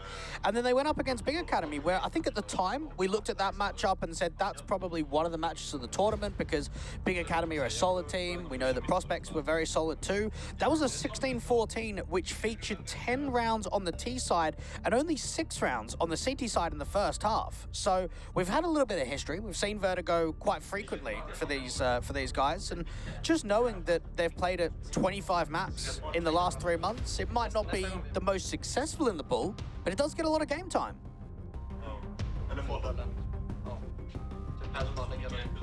The start certainly sits with the Prospects for now. CT side basis to play from here, and they get anything like that first half of Ancient, then you'd call it done. And you could argue that even at this point that there's a massive statement to make and a massive argument to make for a 2-0. You're mentioning it in the post-match after Ancient. It's just so unbelievably confident from the Prospects. For me, if Young Ninjas want a chance at this, they've got to get right into it very quickly, and they're not going to let go of that advantage if they get it. I mean, we've got to remember, right, when both of these teams came here and started setting up, Young Ninjas came in with a speaker, blaring the music, having some good vibes. Yes, I don't think the vibes are that positive anymore. No. I can't imagine there's much there at all. Yeah, they certainly aren't. The speakers are maybe the volumes from 0-0 Prospects. Except from positive volumes for Ninjas, it's gone to positive volumes for the Prospects themselves. Oh. A lot to smile about on their own part here right now. Yeah, we could even smile about Prospects and what they've been able to do recently. Obviously, main Swiss in Alyssa Invitational most recently, going off the back of winning European Pro League the season before that, making a top 4, consistently online making playoff stages. And I think the one caveat that Prospects are still waiting for is to push that further, to be able to do it on LAN, to be able to do it in a Swedish derby, to try and take home the trophy, because, well, their last LAN featured a first place. What about their second LAN? It's international competition of this caliber as well. Definitely so. Very positive for them. And again, it's not impossible. In fact, it's probably one of the more likely outcomes of this tournament. Got to get through the Young Ninjas first, who have posted up the half buy. Not enough money involved in this one with the way the Prospects have dominated their way through the early game so far. It will be LNZ down low to the blind spray. Adam B suffering similar damage. Nades not quite catching off the kill itself, but the pistols pressing in against the rifles. Now one pick back on Maxter. Franson, however, combining with Rolf and Hype to just decimate every individual involved there towards the ramp control. And that's 4 players alive for the 4-0 start on the Prospects. Just knowing that for Prospects, they do have some background staff to be prepped for this game. You've obviously got Ritter behind him, who used to be an ex-pro himself, now been coaching the side for a good portion of nearly 2 years. And they actually have another assistant coach in Zippy that used to coach Crowns, Enjoy, if you remember that back in the day. So another guy, probably a lot of good leadership positions because they're a lot older than the majority of players on this team.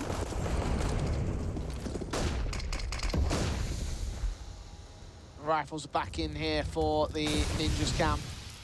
AWP again coming out early for Era. Hoping someone gives up a Decent pick out towards the ramp control. You've got Hype drawing attention towards the tarps, which could put Franson in danger if he's not careful. The error seeing nothing, therefore has no reason to fire yet. Oh, this is such a good pause from Franson. The fact that Hype is jiggling up there from Ali, that's a bait and switch. That's to try and draw them in gaining that tarps control. Meanwhile, mid-face comes in from one individual. The engagement for Spook works well against Nilo. Error undetected. I think we just barely caught off there by the tags. That might push them forward on Franson's own part. It's 3 individuals just walking up here against the 2-man unit of the defensive line. Franson even considering a wraparound, always going to find so much out of this era, being so wary of it, but the kill comes in for the M4. The secondary players fall back to Franson's double. Hype can close out the last, and Max is alone in the clutch. Just trying to see if he can offer up anything. Hype up here towards the tarps will fall, but the trade is instant there from Rolf. And it just shows right there from the likes of Prospects that even with a man advantage, they want to keep that pressure on. They want Franson to pair down, but it's all about the coordination. Notice how Hype was spamming from the top of alley. What's that doing? That's pulling distraction, isn't it? That's pulling everyone's attention up there towards the top, and it's Franson to get down underneath. And then after that point, we then have the peak on the contact. That as soon as Franson takes the duel, that's when Hype's able to swing too. Love the contrast of the two teams as well. Smiles and sunshine over on Prospects. Meanwhile, the Young Ninjas taking a tactical timeout because, well, it's still not gone right, has it? Still, again, falling victim to the Prospects and their confidence. 5-0. CT Forces are in full control. The Young Ninjas go for a half invest, actually a hero AK setup, I should say. No, you're just desperate at this point. You're hoping that someone makes a hero play, someone creates some impact. But this is just 2 maps back-to-back, Jay, where it doesn't even matter what the end score line is. It's slow starts. They were down, what, 1-11 on map 1, and you're now 0-5 down. The success is just not coming in early at all. If it continues like this, the hindrance can be too far gone. You might not be able to recover much out of it. Bobek starts things off against LNZ, so they at least get the opening. Young Ninjas, of course, not a lot of firepower. Rolf going to follow suit on Nilo. Maxter, that 1 AK, desperate to find a decent pick in as he loses more teammates elsewhere. It's a 5-on-2 with him and Era being the last couple players left. Try and hunt one out of the double stack. Bobek indeed will fall, but Spook is just going to bait them in closer. Will Max to check it? It looks like he might do. The flashbang's perfect for Era to drop. Max to get chased down, caught in the reload, dead to rights. They make it look so easy. And they do indeed. And even when you look at Young Ninjas across the last 12 months on LAN, Jay, Nilo, 1.26 rating, LNZ, 1.11.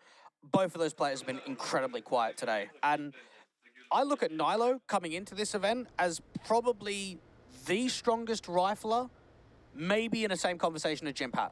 One of the strongest riflers we've got in this entire event, and he's gone very quiet, and everyone around him seems to be the exact same situation.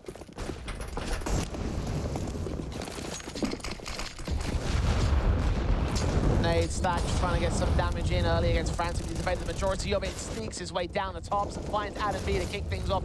There is a trade from Era, but that is a ton again going the way of the Prospects in the early part of the round. Spook can at least get a decent trade back towards mid-control. All hell breaks loose out towards the ramp. And LNZ is left alone, standing in a 1-on-2 situation. The Bombers in CT control. It's up to the captain to do as much as possible here. Yeah, he's got to go up against Rolf, who hasn't even died yet. So 12-0, looking to try and make it 13-0. LNZ has to try and look back at what Nilo was able to do in that previous 1vx on H and try and bring some of that together. Rolf be first up to task, and now LNZ's been seen. Molotov sent to stall for time, of which they have got a little under a minute left. Smoke against Nate sent. Bobek not going to let even a single bullet land towards the man. No damage being done there by LNZ. And the end result is a 7-0. Well, any silver linings they might have had seem like they're all but disappearing right now, Blake. Yeah, this doesn't feel like much of an excursion, does it? This feels like an absolute battering. 7-0 for Prospects, which would probably equate to at least double digits in the first half. I think that's a minimum. There's no way you're not getting 10+ rounds. I can't disagree with you. half invest with the AK bonus again for Era. Ninjas, they've been desperate since the start of the game, honestly. Rolf's going to take down the one AK, Nyla with one responsive. Hype's got that under control. Utility sent back to do damage as Hype can double up. Adam B, next to task, trying to chase him down, trying to get some sort of snuck-in kill, but just nothing, absolutely nothing here for the Ninjas. Finally, a Deagle kill, but it only presents one. They need a slight bit more than that, and indeed they do. They've actually got a walkout on B. This is turning into a winnable round. Got a CT that's challenging the man, though. Adam's going to go ahead and grab that bomb. Making a bit of noise, forcing Bobek forward. Maxter, are they aware of him? Can they account for him? Deagle's got to land that headshot as Adam B gets caught. Oh, Bobek just knew. He just knew. Prospects have read every single advantage that Ninjas have had in this series so far, and they have made it work so well to their favor. 8-0 right now here on Vertigo. And it's very similar to Ancient in the idea that the anti-ecos, the rounds where there is very limited investment from Young Ninjas, have actually looked the most deadly. They've looked like the rounds that have got more potential than the rifles, which is utterly concerning. You've got a lot of AKs consistently being saved by the CT side, and for Young Ninjas, no one's cracking open an opening kill. They're struggling to create space. And when you look back at them averaging 8 rounds on the T side in the last 3 months of Vertigo, it's just nothing. Lee's said he get the trade game going. One pick found back for the Ninjas. The AWP of Hype knows what's going on. We'll lose Bobek back towards a decent engagement. Rolf there with the M4 can double up and take down the low HP players. And now it's all left to Maxter in his own clutch. A 1-on-3, a couple of tagged up players, particularly Hype at 9 points of health. But ultimately, it's decimation for the Ninjas once again. 9-0. Prospects still yet to let any sort of advantage go the way of the Ninjas. Tactical pause is now taken. Because, well, they're kind of up the creek. This is just, again, incredibly disappointing for Young Ninjas. Just a matchup that no one could have envisioned to go down like this. We talk about some of the Derby magic, Jay, some of the magic in the air with these kind of games. I think this is anything but that. This is Prospects simply outclassing and being the better team by a country mile, and Young Ninjas just not being able to fight back at all.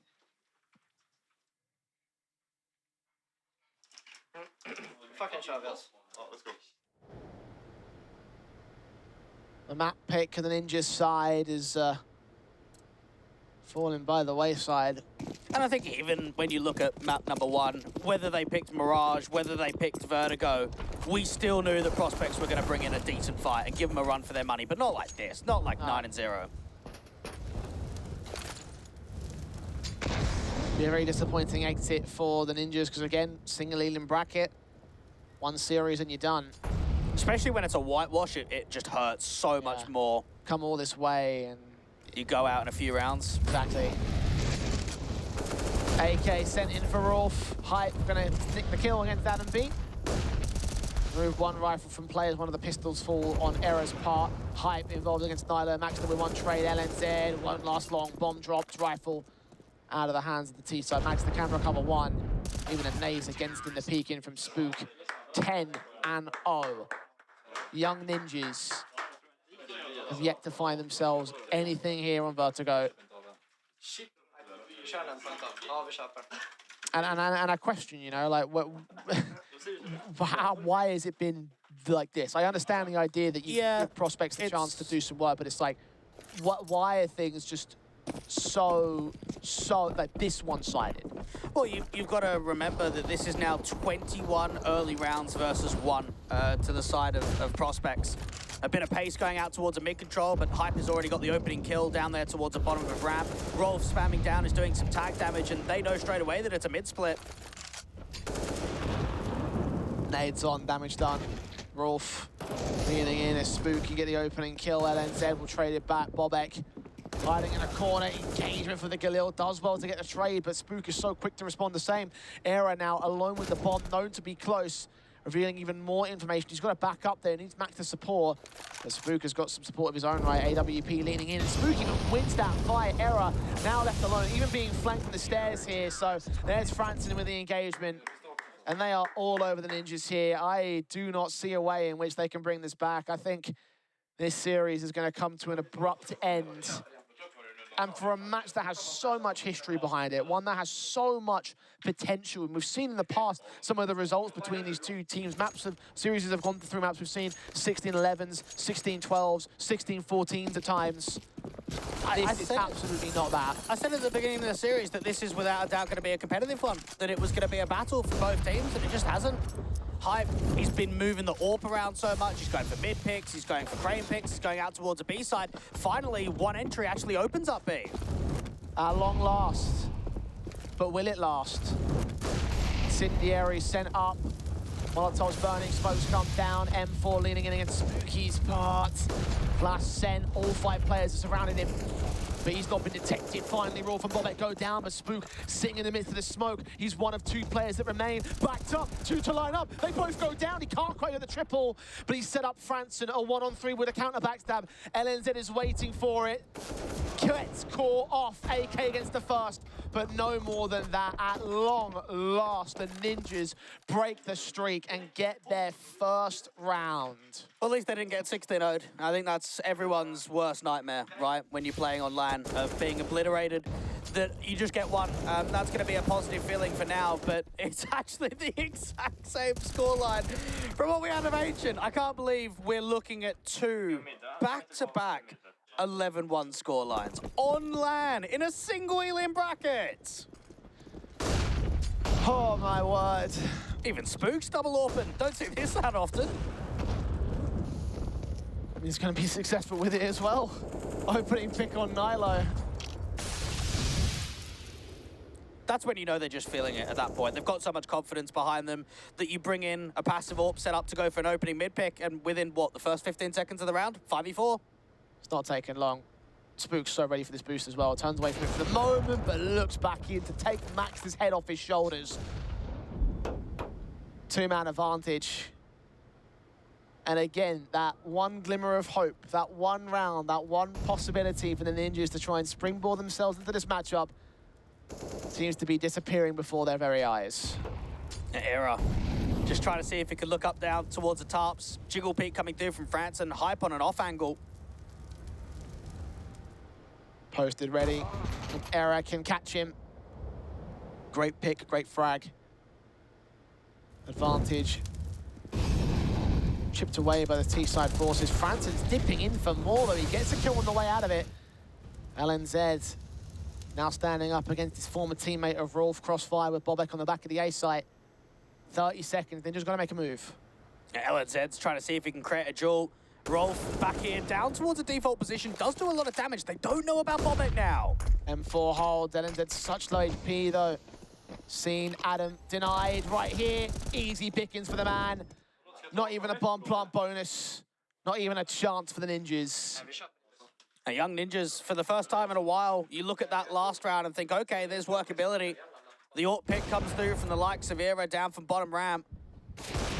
But Spook and Rolf have just done so much. And for Bobek, he's actually had a fairly quiet game. That's mainly because he's been an A anchor. But that round there, it shows that just because he's been quiet, just because he's been getting not a massive amount of impact, doesn't mean that he's not an impactful player. He just closes that round down for them.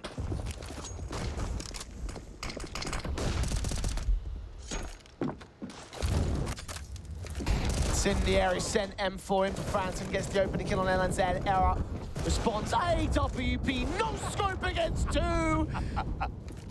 Because you just can't win. You never win if you're the Ninjas. Maxter and Era. Last 2 players being pressured in. The AWP's looking for a whole lot more. The M4 catches the next. Caught off, dealt with. Another no-scope for Hype. This one is over. It is already over. Don't know what you add to that one. That is just clinical right there. You've got the rifles taking the first contact. The spacing too wide, too late there from Young Ninjas. No one can even trade from that position onwards. And you might look at that and say, oh, there's a little bit of luck there from Hype that he's getting some no-scope kills. But it shows fundamentally that it just hasn't been there today for Young Ninjas at all. They've really struggled. And for prospects, you're still running the double AWP setup. You've got double AKs to follow as well. Rolf looking to engage. Franson does finally open it onto LNZ. Adam B can get that trade, but look at Bob Echo. He's so ready for this gap here against Maxter. Hasn't noticed him yet. Hype with one decent pick back of the P250. And they've snuck in against the T-side line. Hype Sorp is still fragging. Another man down. Nilo sneaking further forward. The bomb's about to get detected by the CT side as well. There is at least one decent burst through against Hype, but they've lost a crucial component in this round, being defended by Bobek here. He knows of one. He may be aware of the second, or at least he should have an inkling that there might be a backstab involved. In fact, they will account for it. Maxter goes down, and Nilo is all alone here, unawares of Bobek's backstab. And surely should be left unlikely to win this round. Just has no idea that Ram's been compromised. Knife is out. This is an easy kill for Bobek. 14-1. And the last head-to-head on LAN, Jay, featured a 16-13 and a 16-12. We have seen competitive, close affairs. And in this environment, maybe they're just used to Norway. Maybe they're used to the environment around them because, my goodness, they have put on back-to-back incredible performances.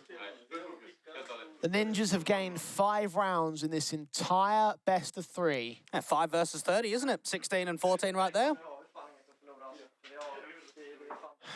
I don't know what else to say anymore, Blake. Like, this is really... Like, we hope this match, and we expected this match to be an absolute barn burner, and Yeah, it's not lived up to expectations in my eyes. It's definitely away from the hope and that it is an expectation. Like, it absolutely is a game that should have everything. And everything that's telling us on the paper, everything that's telling us by the statistics, is just not here. Well, for the Ninjas, it is going to be a battle back beyond belief.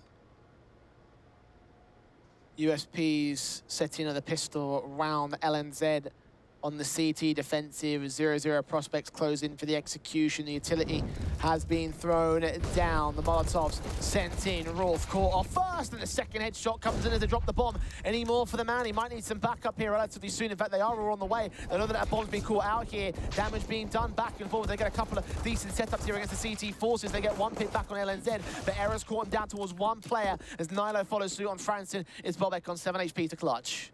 Trying his best to make something happen. You've got Max to close out there towards a danger position.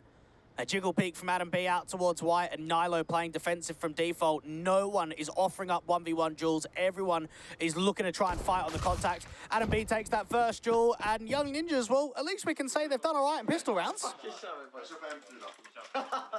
Yeah, certainly. But the thing is... I thought you were going to maybe bring in a little bit more positives than that. You just left me hanging. That's the thing, though. That's the only positive you can take away right now. It's a silver lining around what is about to become a one-sided loss. And at the end of the day, you can still see the prospect steal it back, you know? 100%. We've seen it. We've seen them do it in the past. The one round on Asian have got to match point, or map point. It's down to pistols and an SMG. The Deagle's brought out the P2, Tech-9s rather, I should say, onto Franson and Hype. LNZ and Nilo set to the crossfire here towards the stairs, about to be challenged with flashbang sent. One kill found by the CT forces. Bobek can trade it right back. LNZ able to make it a triple. At least keep the advantage rolling in favor of the CT side. And with Max there to close out, because the next Hype should go down. The M4 should get recovered. And so should the round for the NIP side. Era closing in on the backstab, but Franson's doing the same. Deal with both players out here towards the B stairs and the round's winnable. They've got to know that Franson's lurking somewhere. The question is, where is he lurking and at what timing?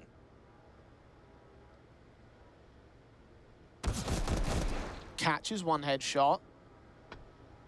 Maxter next on the shopping block, going to try face him. Franson does indeed grab an SMG and hit that bomb to get the hell out of the way. Try and get to the A play. They've already got rotations inbound from the CT forces. Adam going to try and find his man. He'll reach that bomb site first. He should hear those footsteps as well as he slows things down. Smokes and flashes sent, so telegraphed here by Franson on what he's going to do. But what can he do? Does find Adam. This round is on. This is so winnable. Get the bomb down, not tap it. HE's going to be close though. Franson's got no time to move away. Oh, he just does. I have no idea how he survives that. Doesn't survive that though. Maxter engages the man, grabs him back, and keeps it all held together just about by the skin of their teeth here for the Ninjas side, because they need a little bit of positivity. It starts with a little, it's got to turn into a lot.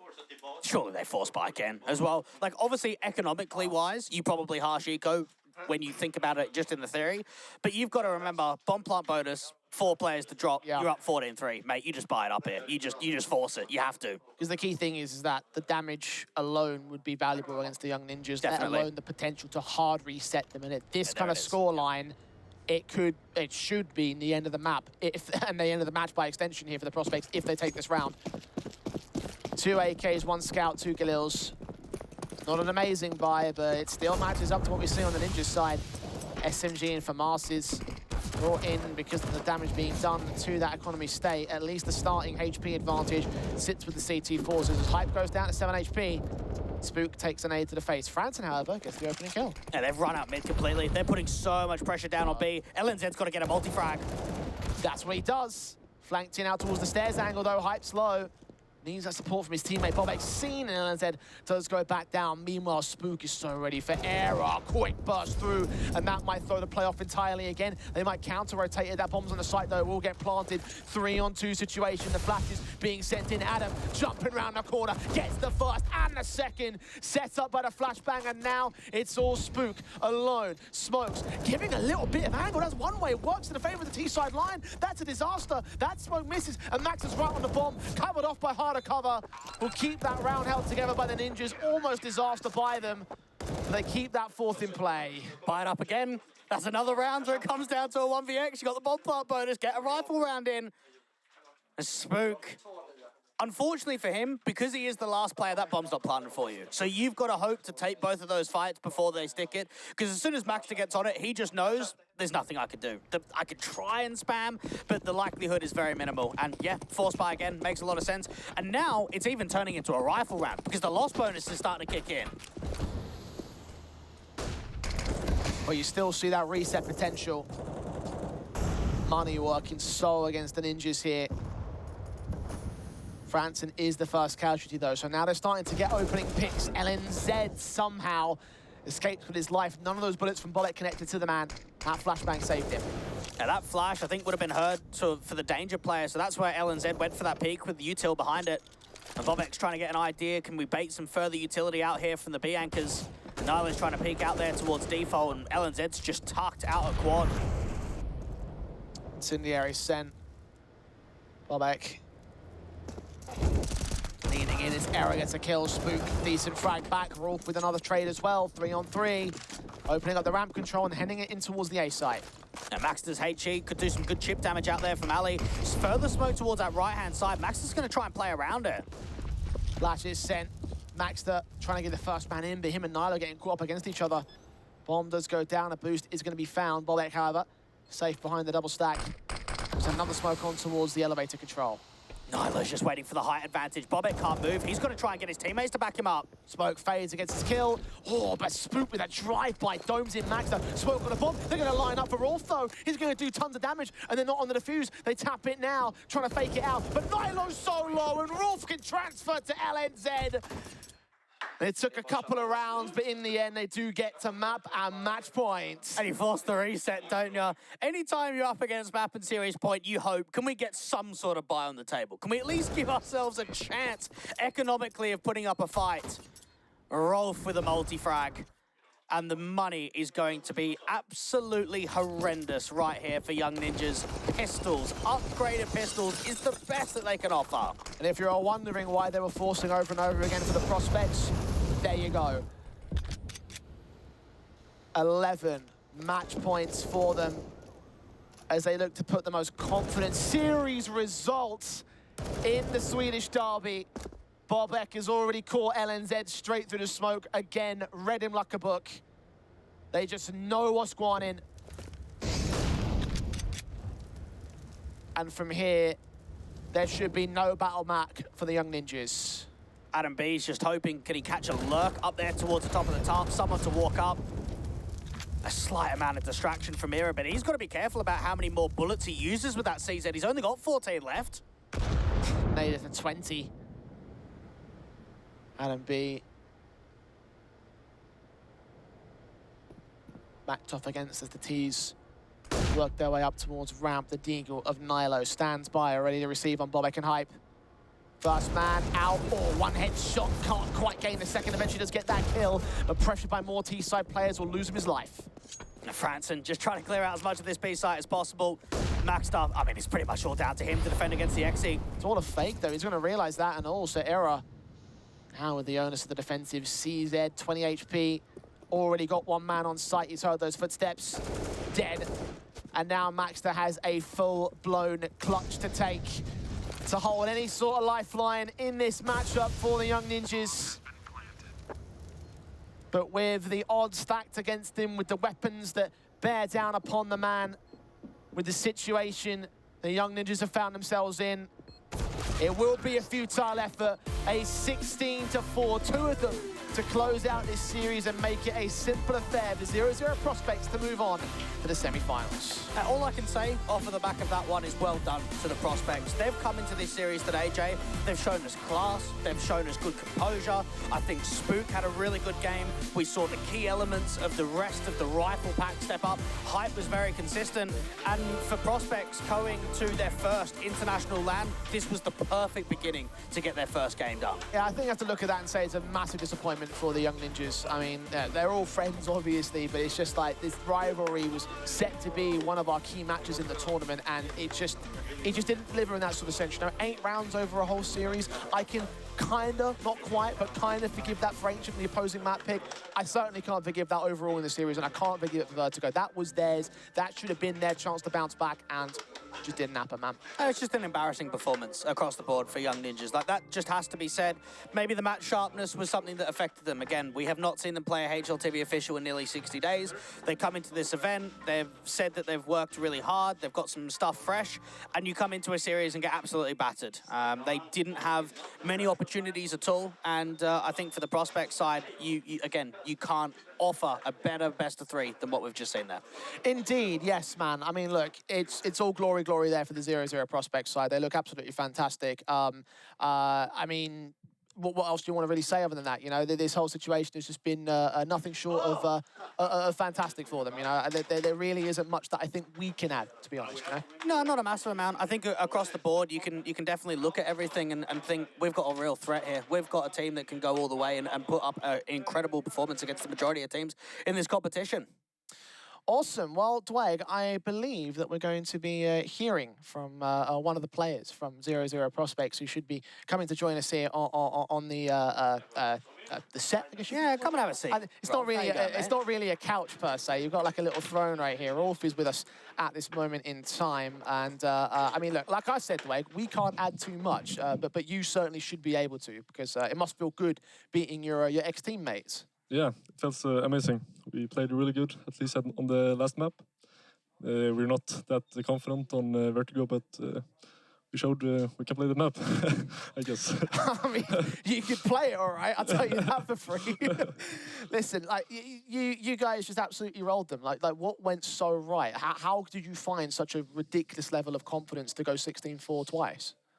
I think from the first game, with the momentum and from the tournament win in EPL and the good form we have right now, I feel like we play really good at the moment. I want to ask, starting with map number 1, it felt like on your T side, you were just getting so much space, getting respected a massive amount. Did you guys feel as if that was going to be the case going into that sort of game? Because as the rounds went on, it just felt like Young Ninjas weren't taking map control, you were getting mid for free, the executions were on point, the trading game was there. So how did it all start really with the first half? Yeah, I think we had a game plan to just don't give them anything. So yeah, we just played our game, and they didn't take the information that they needed. So we didn't give them anything. So yeah. Yeah, literally didn't give them anything at that. Again, I can't stress how amazing you guys played. You were second top of the board there for that second map, but the guy who my MVP pick of this game has got to be Spook. Like, how invaluable of a player is he to your team? Yeah, it's really amazing, actually. I don't know. He popped off the first game. He just... I think he had a really good clip, I think. I didn't see it, but it sounded sick. On the cave, we got like 4K or something in 1 meter. Yeah, that was amazing. Well, that's there you have it, pretty good. right there. Nearly 50 kills across 2 maps in the series and only 16 deaths. So already putting up, I think, 23 and 9 he was out on map number 1 and then actually replicated it going into map 2. Felt like you had a bit of a better game as well on Vertigo. You were, 13 and 0 at one point? Yeah, I think I was 13 and 0 or something. I don't know, it's... Yeah. It is what it is. It is what it is. That's usually like a thing that you say in a negative sort of context. It is what it is. Oh, we just won the game. It is what it is. Well, I'll tell you what is. Ents Academy coming up next for you guys in the semi-finals. Give me some thoughts about that match, about that team, about, you know, what you guys are going to prepare for coming into the next round. Yeah, we haven't played them that much, I think. I have only played them once in this team. It was like my second game with the team as an official member of the team. But yeah, they've been showing pretty good results lately. So I think it could be a challenging game, but I think we can take it as well. I think the only thing to add as well is that now going over with a 16-4, do you take it nice and chill for the next few days, or is it still back to focus? We've still got games to play. How is like the mental going to be for the next few days? Yeah, I mean, this is like our first boot camp environment, so I think we play pretty much. It's team building, and we have some practice, and yeah, it's not a lazy boot camp. I would say it's full focus. Yeah, well, look, full focus has gotten you quite far so far. It's certainly a fantastic result, and I can't praise you anymore. I don't think we could praise you anymore. So big congrats. Thank you. Good luck going forward, and hopefully we'll see a whole lot more of that out of the prospects, right? Yeah, hopefully. Awesome, cool. Well, there it is. An absolutely fantastic series from them overall. Just again a stellar element, I think, from the prospect side. Dwight, it just looks it just looks so solid. You know, I think that this point is pretty much undisputable of how good this team have gained, how good this team look. Yeah. And again, just the idea that these guys coming into this tournament semi-favourites right now, that's a hell of a series to put up to prove the point. Yeah, honestly, if you were kind of going into this event still wondering who the heavy favourites are, I don't think you're wondering any longer. Not after a performance like that. And for Young Ninjas, I mean, you wonder what position they find themselves in now. Again, they won't be happy with this result at all. They'll feel very deflated, and I'm sure they've got to really sit down after that series, look back at it, and just realise what went wrong, because there was a lot of positives to their favour with the LAN experience they've had, with the form of the Era and Nilo have been able to bring in recent months. But this today, I don't think was the Young Ninjas that we normally see. No, absolutely not. I expected a much closer affair. I expected a 3-map series, and you are right. Like, there's got to be a lot more to sort of consider when it comes to what Young Ninjas are made of and what they could possibly do, because this is not the team that I expected to see. I don't think this is the team that anyone expected to see. I don't even think this is the team that prospects expected to see, to be honest. Like, they were very excited about getting into this matchup, and again, it just wasn't the kind of game that we wanted that we hoped would come through as the opening match here in the Heroes of Lofoten. And again, you sort of consider those results that we've seen from the Young Ninjas in the past, coming into this tournament, how things were looking quite shaky. It doesn't get any better from here. What's the key area? Like, what's the key thing that was missing today? Oh, mate, there's no way you could answer that. Like, there literally isn't, because they've just been outclassed in a country mile in that kind of game. I mean, Rolf even said it on Vertigo. We're not even great on Vertigo. I mean, they're 7-7 on the map. It's average. It's middle of the pool. And Vertigo was one that caught my eye just so crucially, because, again, one thing that I noticed across the board from prospects in this entire best-of-3 series, Jay, was even when they were up 8-0, 7-1, whatever the scoreline won't be, it's not like, let's laze about, like, let's give them a few rounds. No, it's focused from round 1 all the way to the end. And that only shows with the ending scoreline. Indeed it does. And it just, again, utter confidence there from the prospects. Some confidence that will lead them into the semi-finals, as they'll be moving on to take on the likes of Ents Academy in the next round. Dweg, is it going to get any harder for the prospects in the next round of matches? I mean, Ents Academy are a solid team. I think knowing the form that Poddy is bringing in recent history, the Buzz Cut boost that they're having in recent times as well, I think Ents are going to be able to put up a decent fight against them. But I think still with prospects, they'll feel as if they're in a very prime position to continue going on in the bracket.